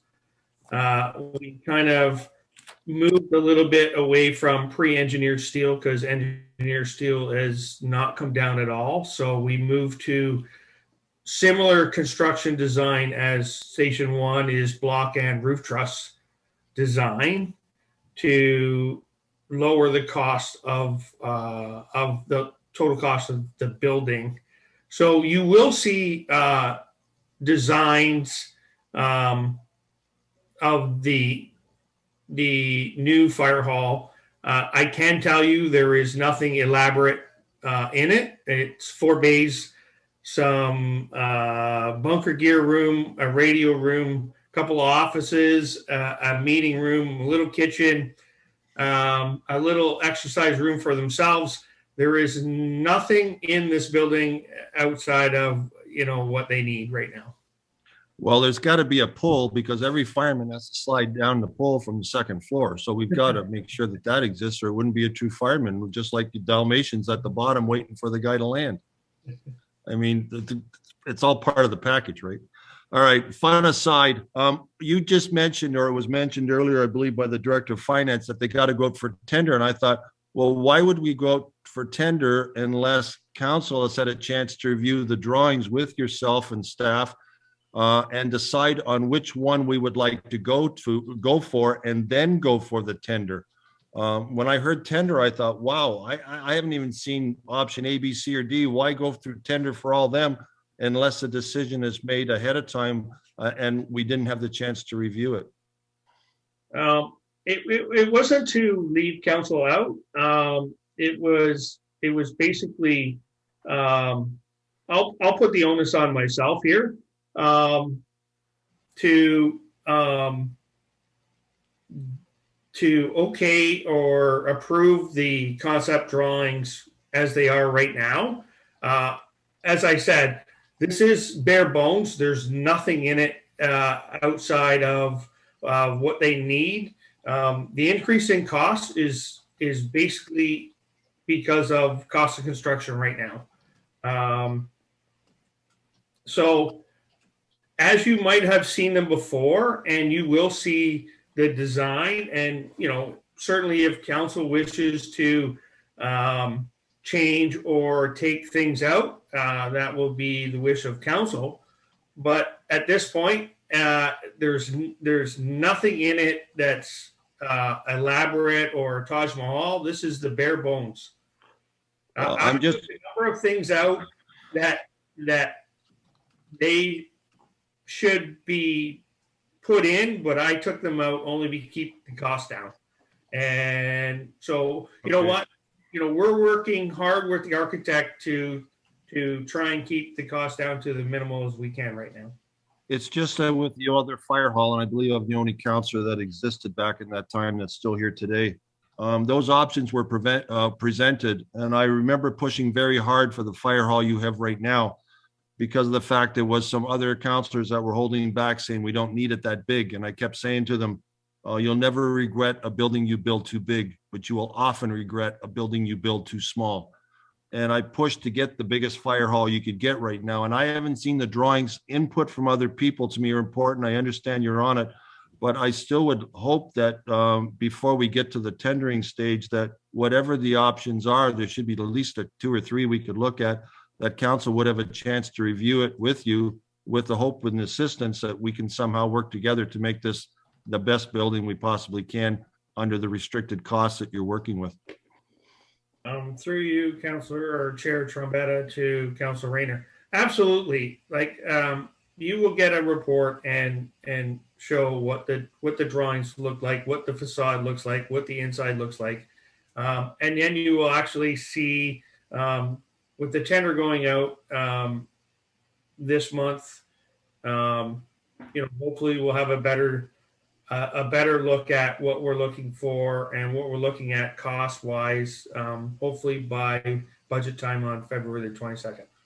Okay, thank you, Chief. The more important question, I think, Council Rayner, is get asked when the shovel is going to be in the ground is a really important question. Well, it's also important when you're putting the shovel in the ground, Mr. Chair, that you know what you're building.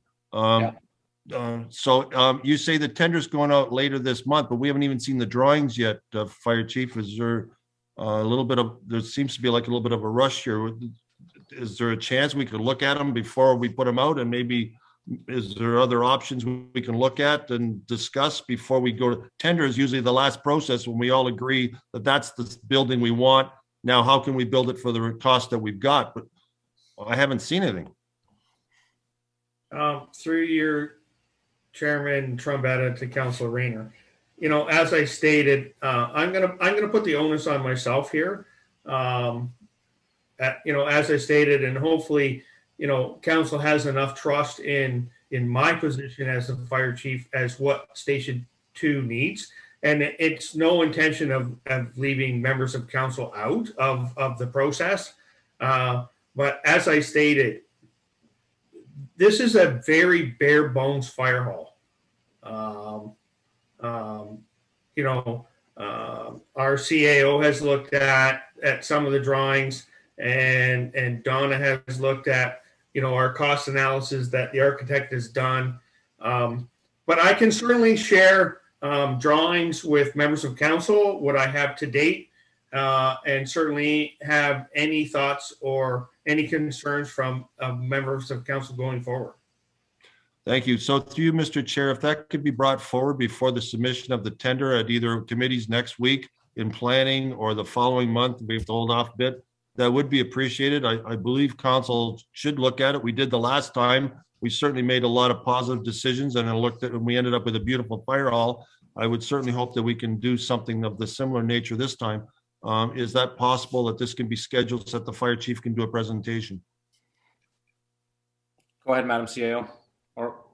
Thank you. I'm going to just weigh in here, Councilor Rayner. I think we've been pushing back because of the cost that went up so incredibly during COVID. The chief has been working with the architect to come up with materials that will produce the 4 bays, the equipment room, etc. As he laid out there. I'm sort of just wondering what council would advise. I mean, in fairness, I think you should see the drawings before it goes out, but it is so back to basics, but functional. Mm-hmm. So, and this will add an extra month, and then the shovel and get in the ground, et cetera, et cetera. And we were also trying to get out with a tender early in the year so that we could get good pricing. Okay. So, Thank you, Madam CAO. I think we're still on budget, and this is kind of just getting a little sidetracked. And I understand this has kind of related with budget, and I get where Councilor Rayner is coming from. I don't know if maybe we can just have an email or something sent to us with preliminary drawings from the CAO with the fire chief to us, I think would be good, because Councilor Rayner makes a point. I'd like to see it before the shovel goes in the ground. So maybe we can get an email sent or something sent to us to see it if possible. And then we can have comments brought back, probably if Councilor Rayner, February administration fire, is that okay? Once we take a look at it, if we get it? Yeah, like I said, as long as it's already on if it's out for tender, then the decision basically is made preemptive of council. And council's always been making the decisions with regards to the major costs of any major project in this township. We certainly don't disrespect the input of the fire chief. In fact, it's very important that we have it, just like the fire chief did in the previous fire hall. But it was brought forward to council with all the options, and we did make the selection before it went out for tender. That's all I'm suggesting, and be consistent with what we were doing in the past. It worked. Okay, if there's anything, if we can send that out, Madam CAO, to members of council, if there's anything contentious and we look at it, we can always call a special council meeting before it goes to out to tender, if that's the will of council, if that's okay. Is that okay with you, Councilor Rayner? Yeah, it's just unfortunate it had to go this direction instead of being presented months and months earlier, and we could have looked at it before we got to this point. We're putting ourselves with a gun against our head right now because of timelines, as the CAO said, but it could have been brought forward last fall and said, these are the preliminary drawings, pick the one you want, and then we'll try to use the material that fits the budget, but that didn't happen. So okay. I'd like to hopefully we do get a shovel in the ground this year. That'd be great. It's okay. Yes, I agree. Thank you. So thank you, Councillor Rayner. I do have some questions relating to budget. I'd like to get somebody else. Maybe you'd like to add a few questions. I see the mayor. Go ahead. If you can relate to budget, it'd be great. Go ahead. Yeah, thank you, Mr. Chair. And so just a couple of comments that I'd like to get on the record here. And I know you want to get some answers, but we also want to get to bed tonight. So I think I'll be more brief than some of my predecessors here. The first thing there's a bit of a dovetail, a bit of a theme that's weaving between some of the questions and the responses of staff. And the first thing is, beware of the deferrals, and because we certainly don't want to push our responsibilities down the line. And I recognize that it's an election year and it all looks really, really tickety-boo. We can say, hey, we got a 2% budget increase, but then we load up the previous council. And I just want to highlight something that we've been struggling with at the region, and everybody's well aware that the region has put forward some large budget increases, and I want to just highlight the fact that it's a well-known fact that the previous council had the previous term of regional council had many people who thought very similar about, the number is going to be 1%, we're just going to do whatever it takes to get the 1%. And cuts were made. And the reality is our police force was very understaffed. Yes, they were operating, but we had to make the responsible choice of getting the complement up quite substantially. I'm going to say it's about 9% of staff increase. And of course, the consequential budget really reflected that, as well as our wastewater. There were some things that were pushed off to the point of extremely high risk. And so we have a responsibility to our residents to make wise decisions. And I understand and appreciate exactly what other councillors are saying about, we want to do what's best for our councillors, but we also have to put on, so to speak, our big pants, so to speak, and make decisions on behalf of our residents that protect the organization from risk and from I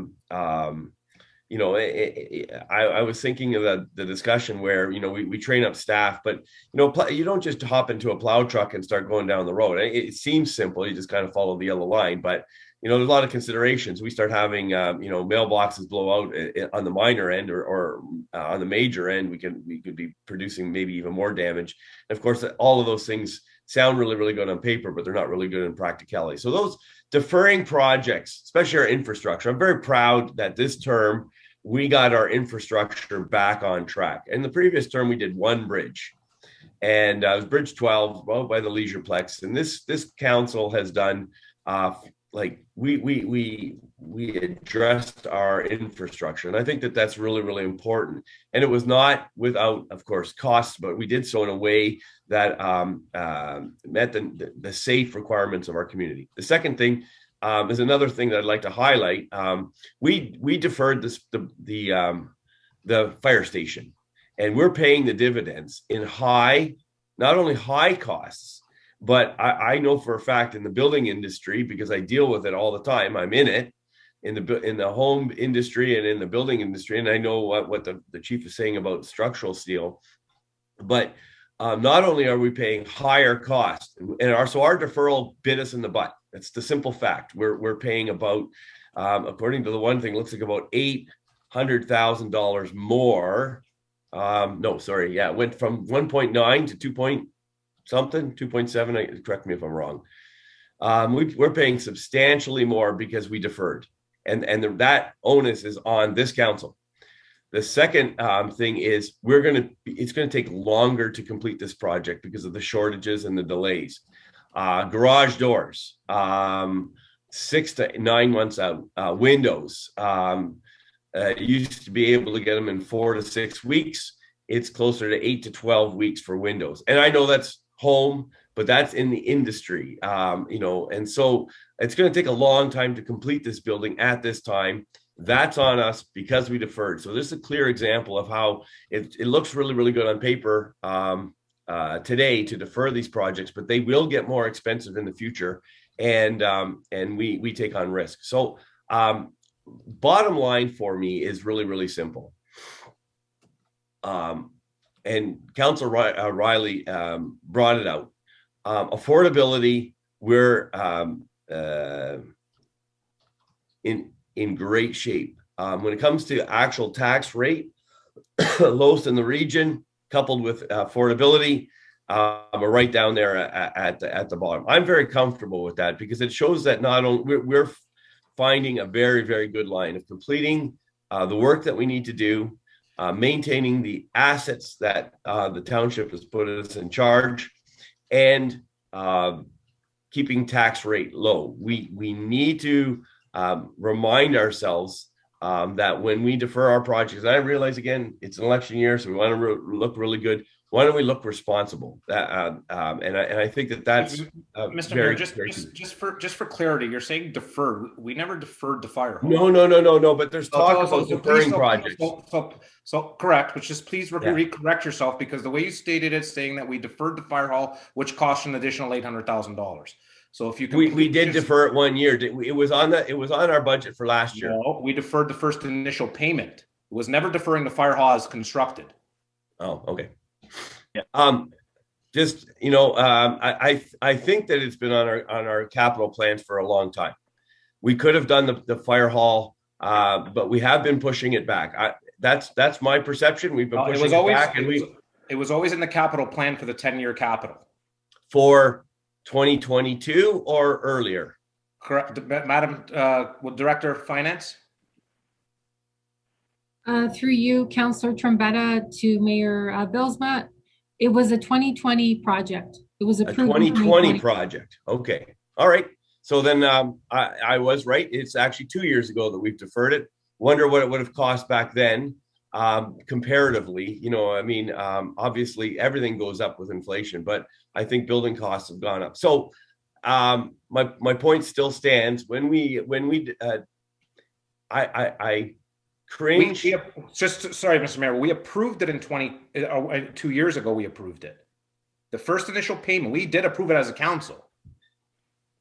It's a minor point. The point it's not a minor point. You're making bold accusations. The point I'm trying to make. Point of order, Mr. Chair. Okay, Mr. Mayor, I'm just saying in this council, we did approve it at the Capitol. We did. Do I have the floor? Yes, you do, Mr. Mayor. I'm just trying to get some clarification, right? So instead of someone else talking later on and then getting clarified and going back and forth, we did approve it as a council for construction. Yes. That's what I'm saying. We didn't defer anything.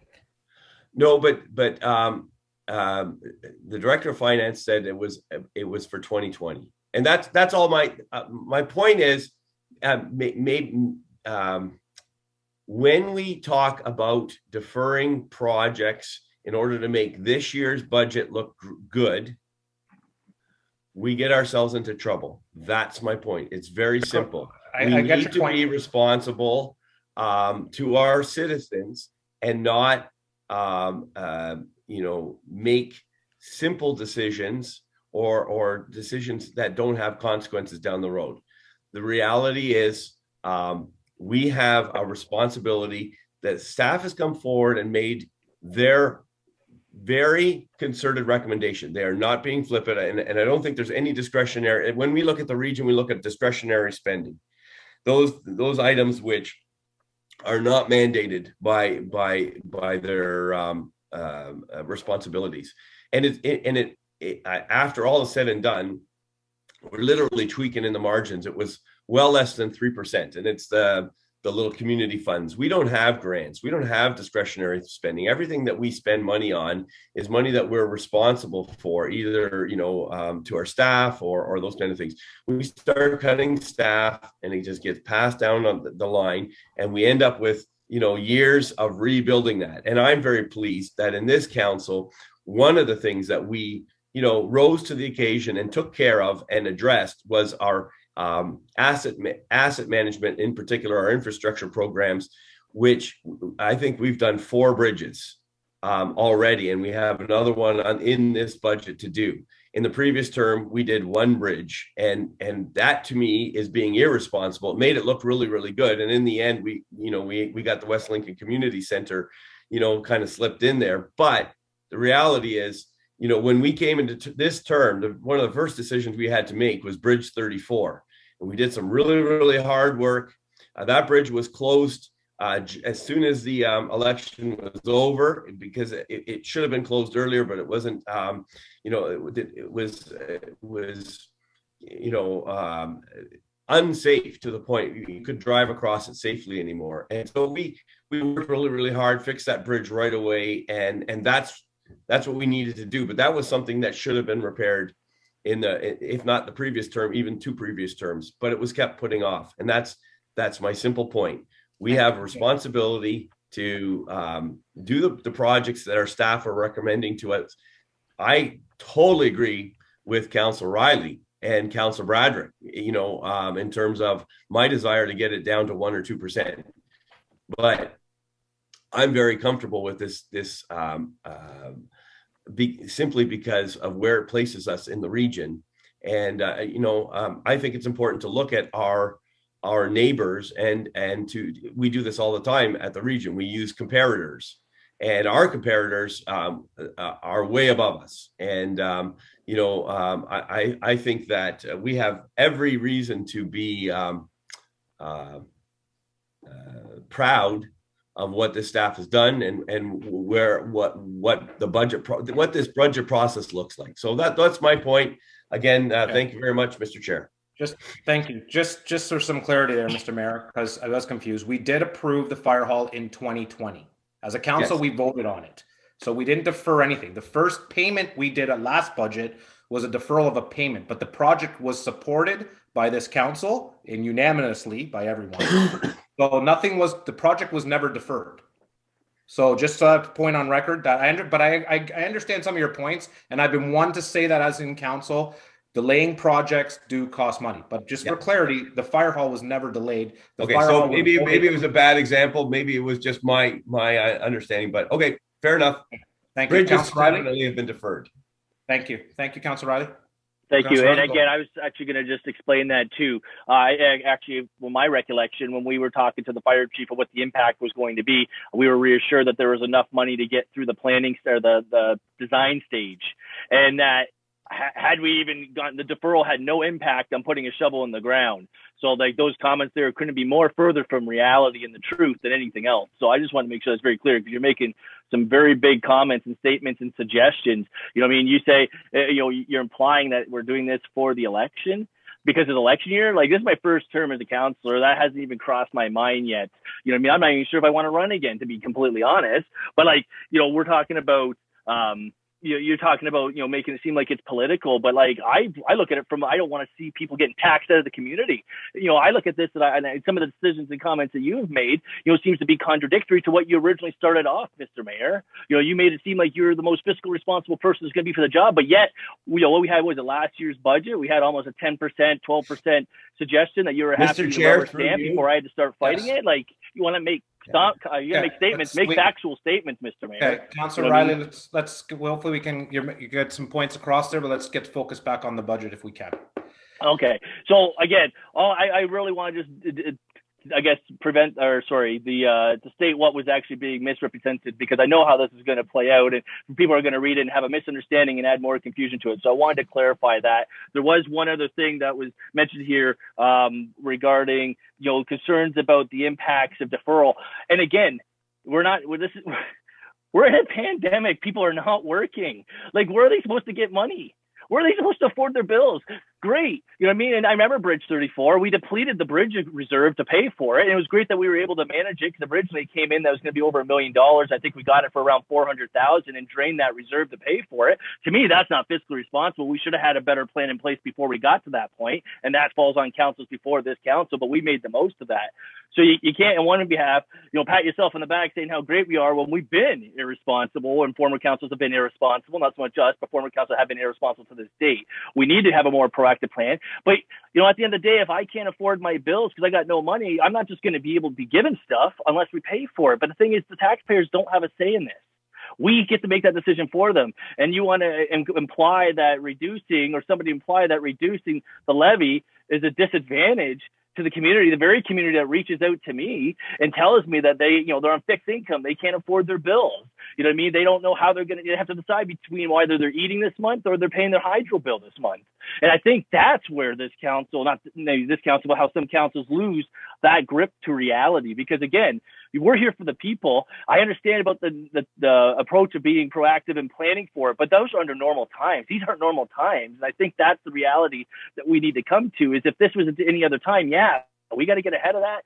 If this was, I don't know, whatever the last term was, 2014 to 2018, and whatever was decided before then, I get it. But this completely is a different scenario. We've been in this pandemic for what, 2 years, almost 3 years? Okay. We're acting as if we're business as usual, yet we're not. It's not being passed down to the residents. They're forced to do this, and we're putting them in a hardship for things that aren't absolutely mandatory. Cost is always going to increase. That's never going to change. Life will never get cheaper. That's just how it's designed. Councillor Riley, we got your points across. We fully hear you. I'd like to put some comments on the record. If Mr. Mayor, if you can make it quick, because I'd like to add some comments. And there's Councillor Ganan that hasn't really spoken tonight, and maybe she'd like to put some comments forward as well. Sorry, we lost. The only reason I cut you there, Councillor Riley, because we did lose you. It got really choppy there at the end. So, hold on, can you hear me now? That's better. So I'm gonna. Sorry, I'm gonna knock. I think my headphones are about to die. Okay. So I'd like to just, if you could sum it up, because I'd like to go to the other members of council, because we do have 2 other meetings this evening that we have to get through as well. Okay. I'll leave it there. I said what I said. I took offense to some of the mayor's comments, especially some of the ones that were far from factual. So I think I've rectified that, and I think we can leave it there. He did clarify his comments. So, Mr. Mayor, do you want to say anything brief right now? I saw your hand. Go make it quick.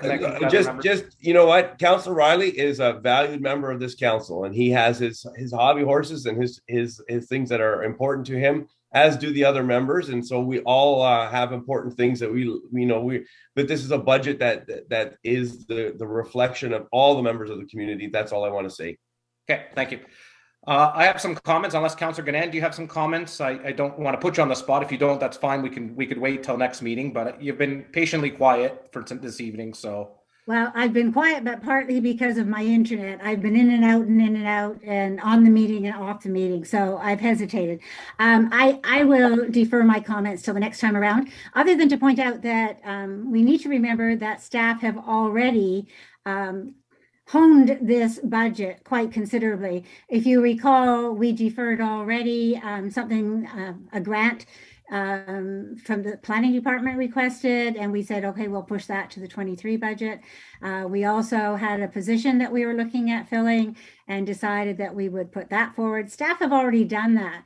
So I think what I'd like to just point out is, while we're expecting staff to try to reduce this further, and I don't disagree with that, I think we have to remember that it also did not start as high as it did in past years, where we were looking at a levy increase of 9% or 8% or 6.75%. Those came before us, bigger numbers in the past. This time it's under 4% that has come to us. And I think, in fairness to our treasurer and her staff, it is not going to be an easy thing to get it down as far as some councillors hope.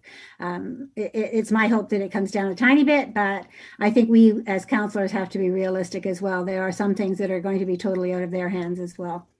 Anyway, thank you for the opportunity. While I was still able to talk, I'll now sign off. Thank you. I apologize for the internet problems. No, you actually had full service right there, Councillor Ganan. That was perfect. Thank you. If there's no members of the committee that have any more comments, I do have a few that I can mention, if possible. Reviewing this budget, I believe there is some stuff in there that we can cut. You know, I threw my question I'm going to ask to the Madam CAO. I know a lot of corporations are passing and coming up with new policies in allowing staff in the future to be working from home. So many corporations are developing new policies that the future is going to hold. What's one thing what this pandemic has done is shown that staff is able to work from home, and corporations are developing new policies. So that's probably going to be the future. So there's stuff in here, as in furniture, that's in the budget. You know, if staff is going to be in the future working from home, there's cost of furniture that's here that maybe there's things that can be cut out. Maybe there's things that, you know, I see a lot of items that are, you know, for the library here. There's printers and TVs, and there's stuff in the budget that, you know, I think there's stuff that we could look at of maybe because of the pandemic. And I understand what the director did say of finance, like she's putting things in that are not, you know, we're not in a pandemic, and I get that, I totally do.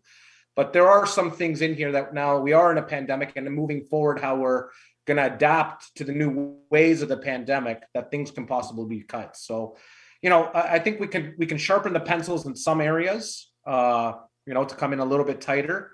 But I'll leave that up to the director of finance to come forward at our next meeting and show us a couple of scenarios. You know, maybe, you know, those are just some few things that I'm throwing out there. I would like to see more recruits hired. You know, we suggested that we're utilizing recruits to do other duties, but we're only hiring 4 recruits. So, you know, maybe some more fire. I always want to support the fire hall, and, you know, 4 is there, but, you know, maybe we can add another, maybe make that 6. And, you know, I'd like to see possibly that.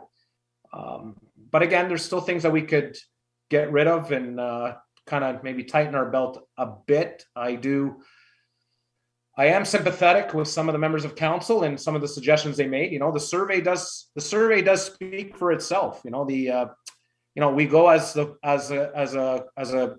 community to go to the public and get their feedback. And, you know, a lot of the survey did come back, and we did look at it, and we did see them saying, you know, hopefully we can lower our taxes. And, you know, I think that's the duty of council. If we support everything, then we're not really doing our duty that's been suggested of us. So, you know, tonight is a good information night. A lot of information was spoken by members of this committee.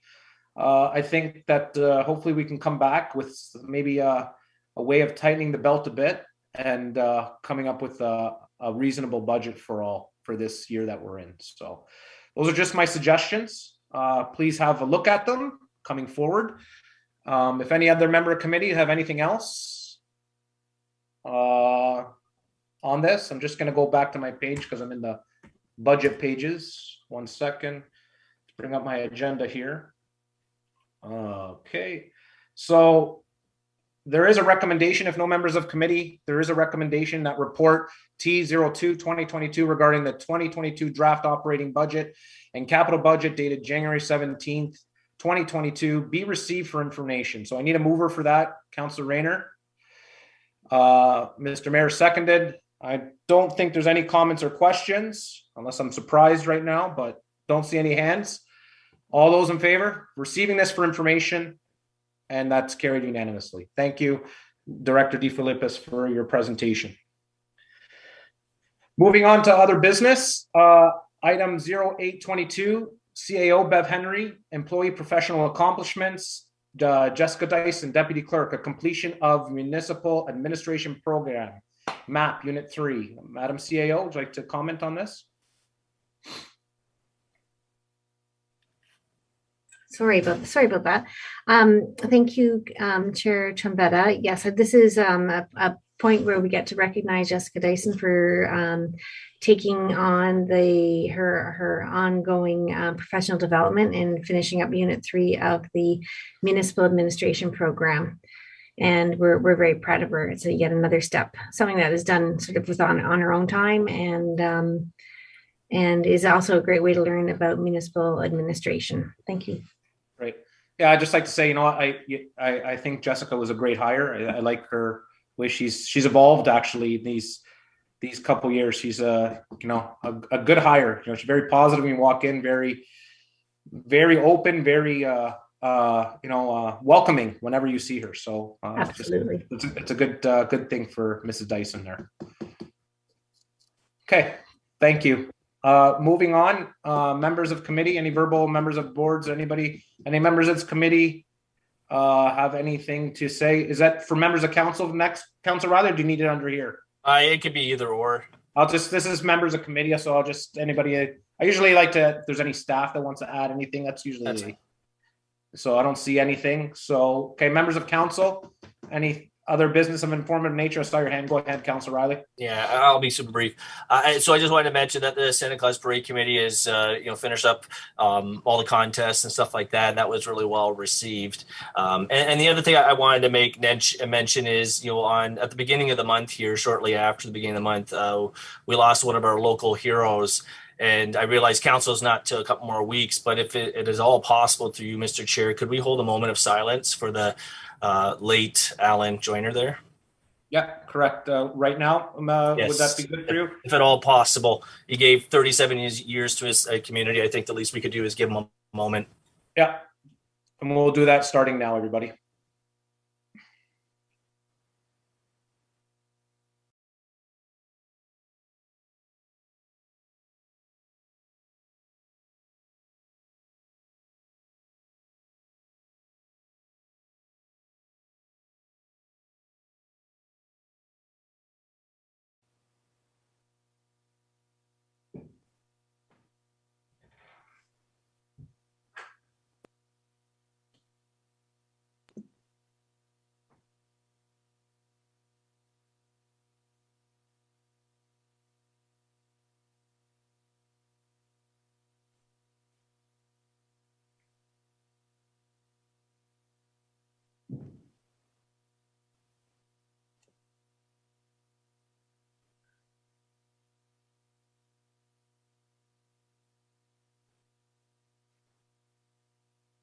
Okay, thank you, Councilor Riley, for bringing that forward. That is a good point. Mr.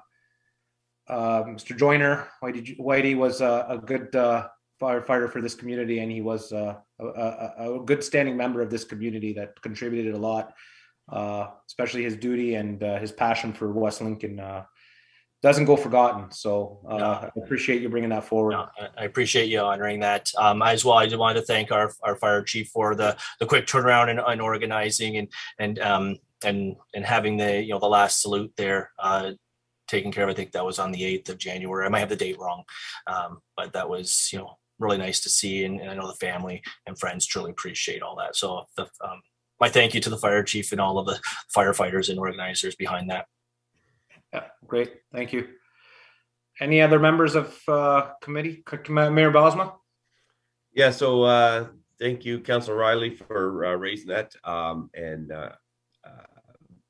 also want to just say that we raised a flag for Crime Stoppers last week, and thankful also to have Tiana Dominic, who doubles as our bylaw officer, is also representative of Crime Stoppers, so she was able to raise the flag with us, and so that I just wanted to highlight that. And the other thing that I wanted to say is on Monday and Tuesday we have Roma, and so it's our opportunity for rural Ontario municipalities to get together and voice some of their concerns, and so we have some delegations again.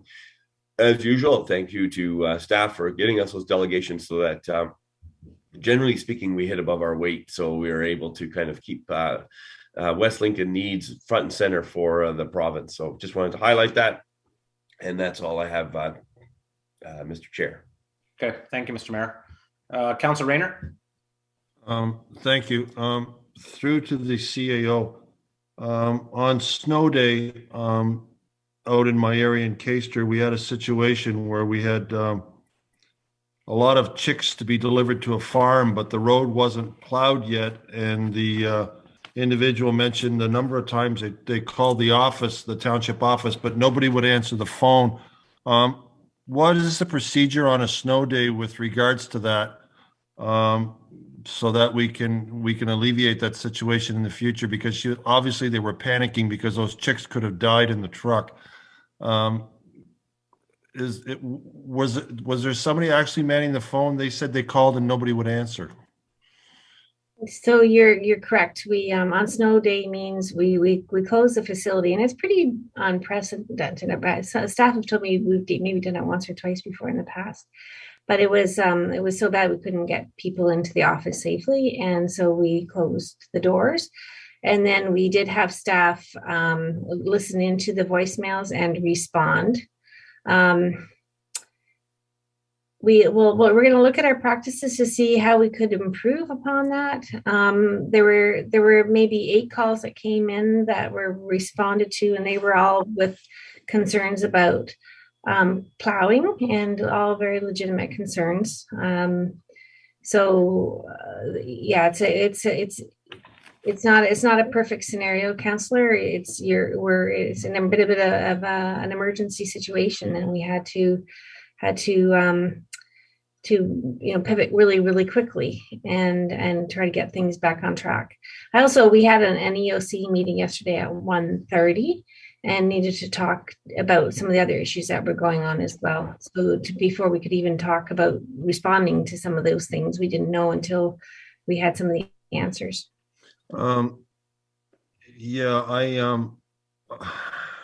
It's just in this situation, there was some other comments made on the internet that a lot of the township staff work from home. So what difference does it make if the office is closed? If it functions when the office is closed because they're not there, in the sense, what difference does it make on a snow day? Somebody should still be able to answer the phone because the office isn't fully staffed now because of COVID anyways. So, but there was a number of concerns. So under this situation, I'm just wondering, because we're looking to prevent this from happening again. And a lot of times analysis are always done after the fact. That's how we learn and improve. So is it possible maybe that somebody who lives close by that could walk to the township? I mean, this doesn't happen very often. Once a year, once every 5 years, could be appointed that somebody would be on the phone there that could walk to the office to make sure that emergency cases like this, when you're dealing with livestock and stuff, which is time sensitive, temperature sensitive, and the office technically should have been open. It's Monday. That we could alleviate this from happening again. And thank goodness there was no disaster in this, but it had the potential of being one. Yeah, that's a very, very tricky question, especially with some fragile poultry like that. I think what we have learned is just so we do have a facility to call in and pick up the messages. I wouldn't even expect people to walk in a circumstance like that. And I did have another really good thing to say, and it's just slipped my mind. What about the possibility of Bell being able to allocate that phone number to an individual at home or something? That's the sort of thing we're working on. It's phoning in to get the messages, and we also have there's a report system on our website. Oh God, goodness me! When it pops out, it'll be good. But I'm sorry, you're going to have to wait a second for it to come to the forethought here. Yeah, I know in the town that it's difficult in a snowstorm, but out in the country, a lot of these farms, it's their livelihood. And some of the things that they deal with are very temperature sensitive. And it's very important if there's something that's happening that shouldn't be happening, that they can contact the right people to get it corrected before it's too late.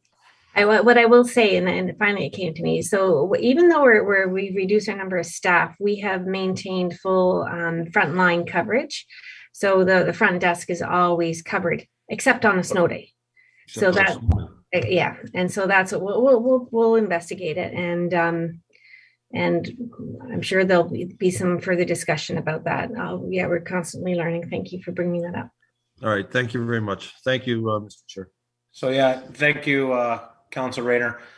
I did raise some concerns yesterday through emails, and Joanne immediately responded, and then afterwards the CAO did respond because there was some concern from some residents that were calling in. So they did act swiftly, and they did get back to those residents that did have some areas of concern. If you look at the way social media went, it went really bad, and then it went really good. So, you know, that's a testament when it first started the storm. And if you actually go back and look right now, how they're thanking the, you know, some people are getting thanked for the work, and, you know, you can see that there's a lot of community help out there. A lot of people went out with some snow blowers and some shovels, and, you know, assisted Legion Villa and all these other places that we all came together as a community to help out in this time. And like I said, there's other communities that don't even have a sidewalk cleaned. And, you know, look, our sidewalks are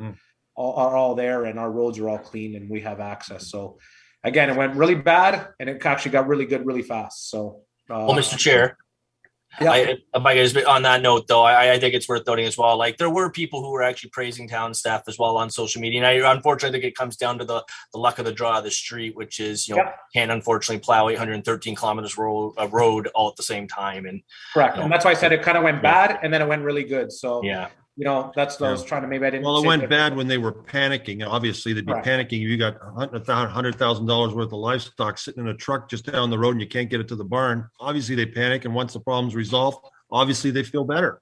But it was good. The township did come, and the road was done. But for a time, they were really, really worried, and you can appreciate why.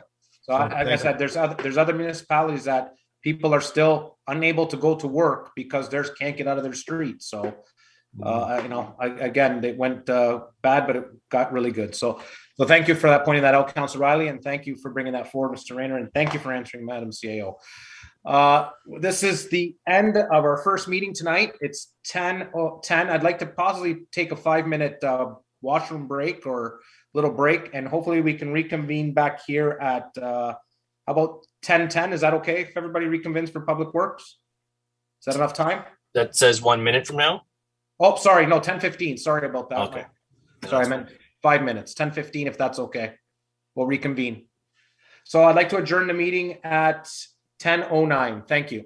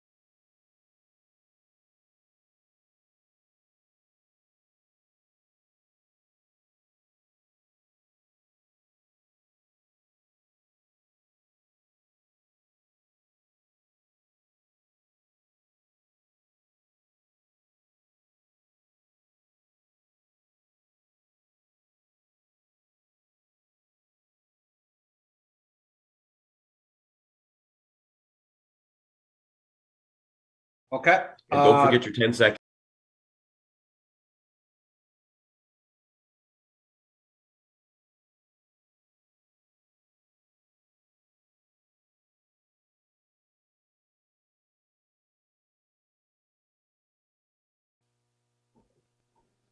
Okay. Good evening, everybody. Welcome to this second portion of tonight's meeting, Public Works Recreation Area Committee Agenda Meeting. And the Vice Chair, Councillor Rayner, being unable to chair the meeting. Yes, we will need a mover and a seconder. Mayor. And Councillor Bradrick. Yeah. Okay, Councillor Bradrick. Okay. All those in favor? Thank you. That's carried. Thank you. You can proceed now. Thank you, Councillor Chair Trombetta. Thank you, Madam Clerk. Good evening, everybody. Welcome to the second portion of tonight's meeting, Public Works, Recreation and Arena Committee Agenda. I am your chair, Jason Trombetta. Just to note to members of the public that Councillor Yonker is unable to attend due to a further commitment. The meeting was scheduled yesterday, but due to the weather event and the connectivity issues that we had to move this meeting to tonight. So he was unable to attend due to a conflict. Due to contain the efforts of the spread of COVID-19 and protect all individuals, the council chamber is not open to the public to attend standing committee meetings until further notice. The public may submit comments to matters of the agenda to jshimmy@westlincoln.ca before 4:30 on the day of the meeting. Comments submitted will be considered as public information and read into the public. This meeting is being live streamed as well as recorded and will be available on the Township's website. We have a land acknowledgement statement that the Township of West Lincoln, being a part of the Niagara region, is situated on treaty land. The land is steeped in rich history of the First Nations, such as the Hadiwandurunk and the Haudenosaunee and the Anishinaabe, including Mississaugas of the Credits First Nation. There are many First Nations, Metis, and Inuit people across the Turtle Island that live and work in Niagara today. The Township of West Lincoln, as a part of the regional municipality of Niagara, stands with all Indigenous people, past and present, in promoting the wise stewardship of the lands on which we live. Members of the committee, are there any items of changes of order of the item on the agenda? Seeing none. Any disclosure of peculiar interest or conflict of interest? There's no appointments this evening. Mrs. Keith or Brandon from WeStream, is there anybody there to request any items on the agenda? None, Mr. Chair. Great, thank you. We'll move on to consent agenda items. Recommendation, Public Works hereby approve the following consent agenda items. Item number 1, 2, and 3 are hereby received for information with exceptions of, and I don't see any, the West Lincoln Santa Claus Parade Committee, the minutes of November 11th, 2021, the West Lincoln Public Library Board minutes, November 12th, 2021, and the West Lincoln Public Library Board minutes, December 10th, 2021. Would anybody like to pull any of those items? Seeing none, I need a mover for that. Mr. Mayor, seconded by Councillor Ganan. All those in favor? And that carries. There are no communications. Moving on, staff reports, item PW0222. Project Manager Ray Vachon and Director of Public Works, Recreation Mike DePaula. Recommendation report PW01-2022, the 2021 Guide Rail Program Tender Award. PW2021-07. The recommendation that report PW01-2022, 2021 Guide Rail Program Tender Award dated January 17, 2022 be received, and that the tender contingency allowance be reduced from $25,000 to $10,500, and that council award the tender submission to Peninsula Construction for the guide rail replacement work in the adjusted amount of $157,091 excluding HST, and that a bylaw be passed to authorize the mayor and clerk to enter into an agreement with Peninsula Construction. I need a mover for this motion. Councillor Rayner, I need a seconder. Councillor Riley, any comments or questions on the guide rail program? Councillor Rayner. Thank you, Mr. Chair. I'd like to thank the Director of Public Works for including the South Chippewa Road cable guide rail on both sides of the road, which is on South Chippewa, just west of Smithville Road 14. If you take a look at this, there's actually a number of posts that are actually even missing from this. and it's an extremely old. I think a car would just go right through it and go right down into the creek. But anyways, I'm glad that that staff has come out and taken a look at this and made this a priority. I do believe there's a bend in the road there also, which could make it more hazardous, especially if it's raining or it's icy. And the condition of this is very much deteriorated. And I know that the design and style of the new guardrails are much improved over what they were. This must have been there 40, 50 years ago. So anyways, I just once again would like to thank Public Works for going around and finding this particular thing and dealing with it. I have noticed it. I should have said more about it at the time, I guess. But now that it's on the list, I'm sure the people in the neighborhood are going to be very pleased that this is going to be rectified, especially on both sides, because they're really not good either way. So I think they probably were put in at the same time. Would you like to discuss that any farther, Director of Public Works, Mike DePaula? The chair of the committee, that's the purpose of this program, just identifying substandard guide rails, and it's an annual program that we do. And yeah, this year's program includes the guide rail at South Chippewa, and then the one on Bridge. What bridge is it? It's in the report. Sorry. Bridge B38 on 20 Road. Bridge 38. Thank you very much, Councillor. Thank you. One other through the chair, through the director. Have you got an idea if this is approved tonight? How long before they would be able to work on that guardrail? Would this be something they could tackle in the winter? Would be something they'd wait till spring? Through the chair to Councillor Rayner, the contractor intends to start sometime in March or April.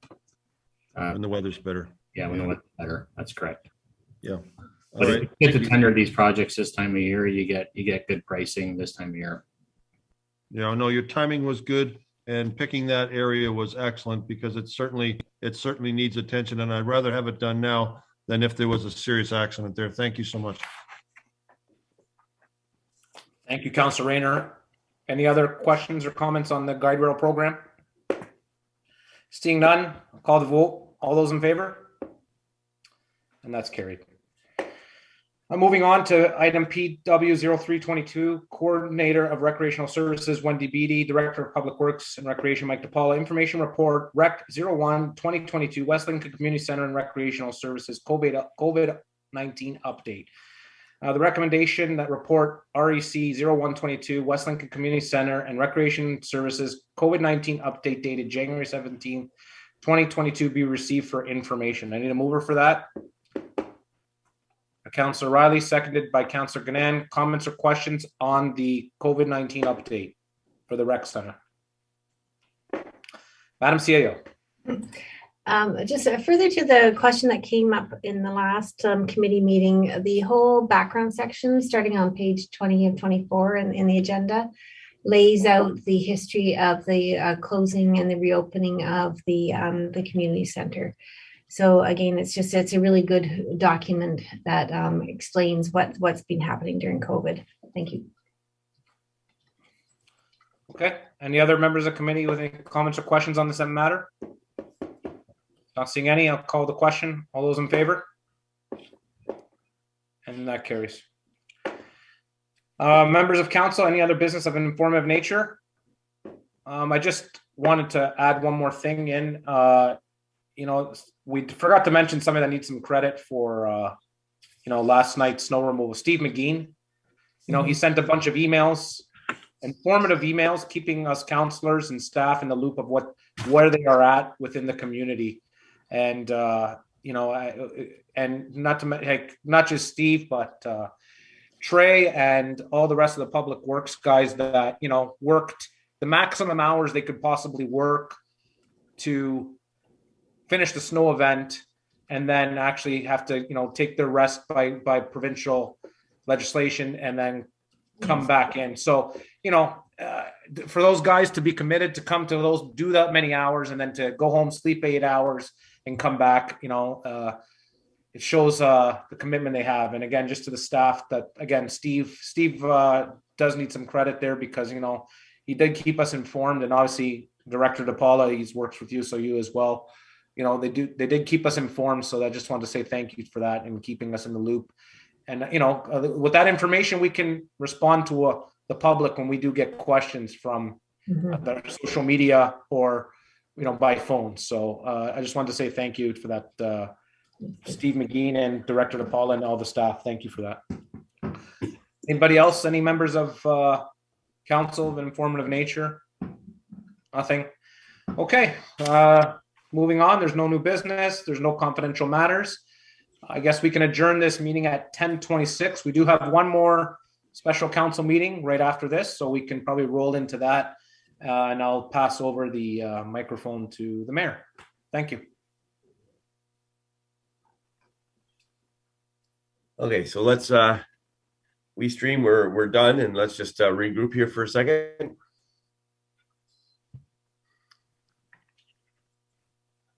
Pull up the other agenda here.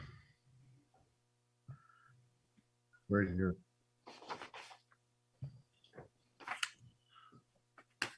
Okay, so Mr. WeStream Brandon, we'll go in about 10 seconds. Are you ready?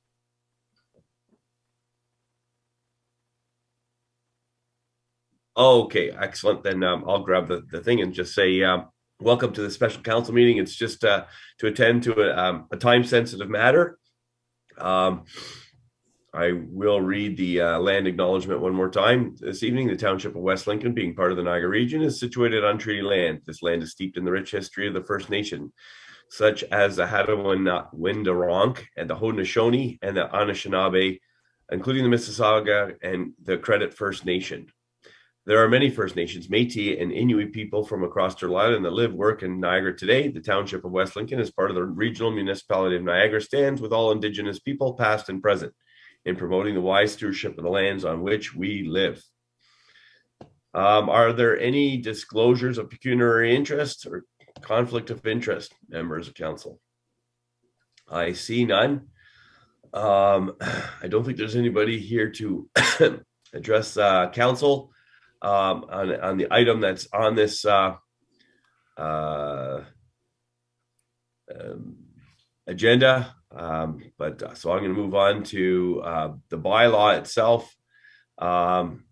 This is basically a bylaw to provide for an interim tax levy, to provide for the payment of taxes, and to provide for penalty and interest of 15%. Let me just pull this back up. Can I get a mover? Thank you, Councilor Trombetta. No, we have Councillor. Okay. Sorry, Councillor Bradrick. Okay, yep. So, Councillor Bradrick, you have the motion. Go ahead. I sure do. And trying to steal my line. Yeah, sorry, I didn't know how informal we were going to be. Go ahead. Moved by myself, Councillor Shelley Bradrick, that leave be granted to introduce bylaw number 2022-01, and at the same time shall be considered to have it been read a first, second, and third time with one reading, and are hereby adopted, and that the mayor and clerk be and are hereby authorized to sign and affix the corporate seal thereto, any rule of this council to the contrary withstanding. Do I need to read the bylaw as well? No, I think that's good. And then we have Councillor Trombetta. I think I saw your hand there to second that. Thank you. All right. Any comments or questions? Seeing none, I'm going to call the question. All those in favor? And opposed? And that's carried, Madam Clerk. And being that we have no further business in this special council meeting, we're going to adjourn at the time of 10:29. And if I may, I thank you for a very diligent evening. Certainly some vigorous discussion. But we'll see you all again here next week. It's good to be back in the meeting schedule. So, good night. I miss Hawaii.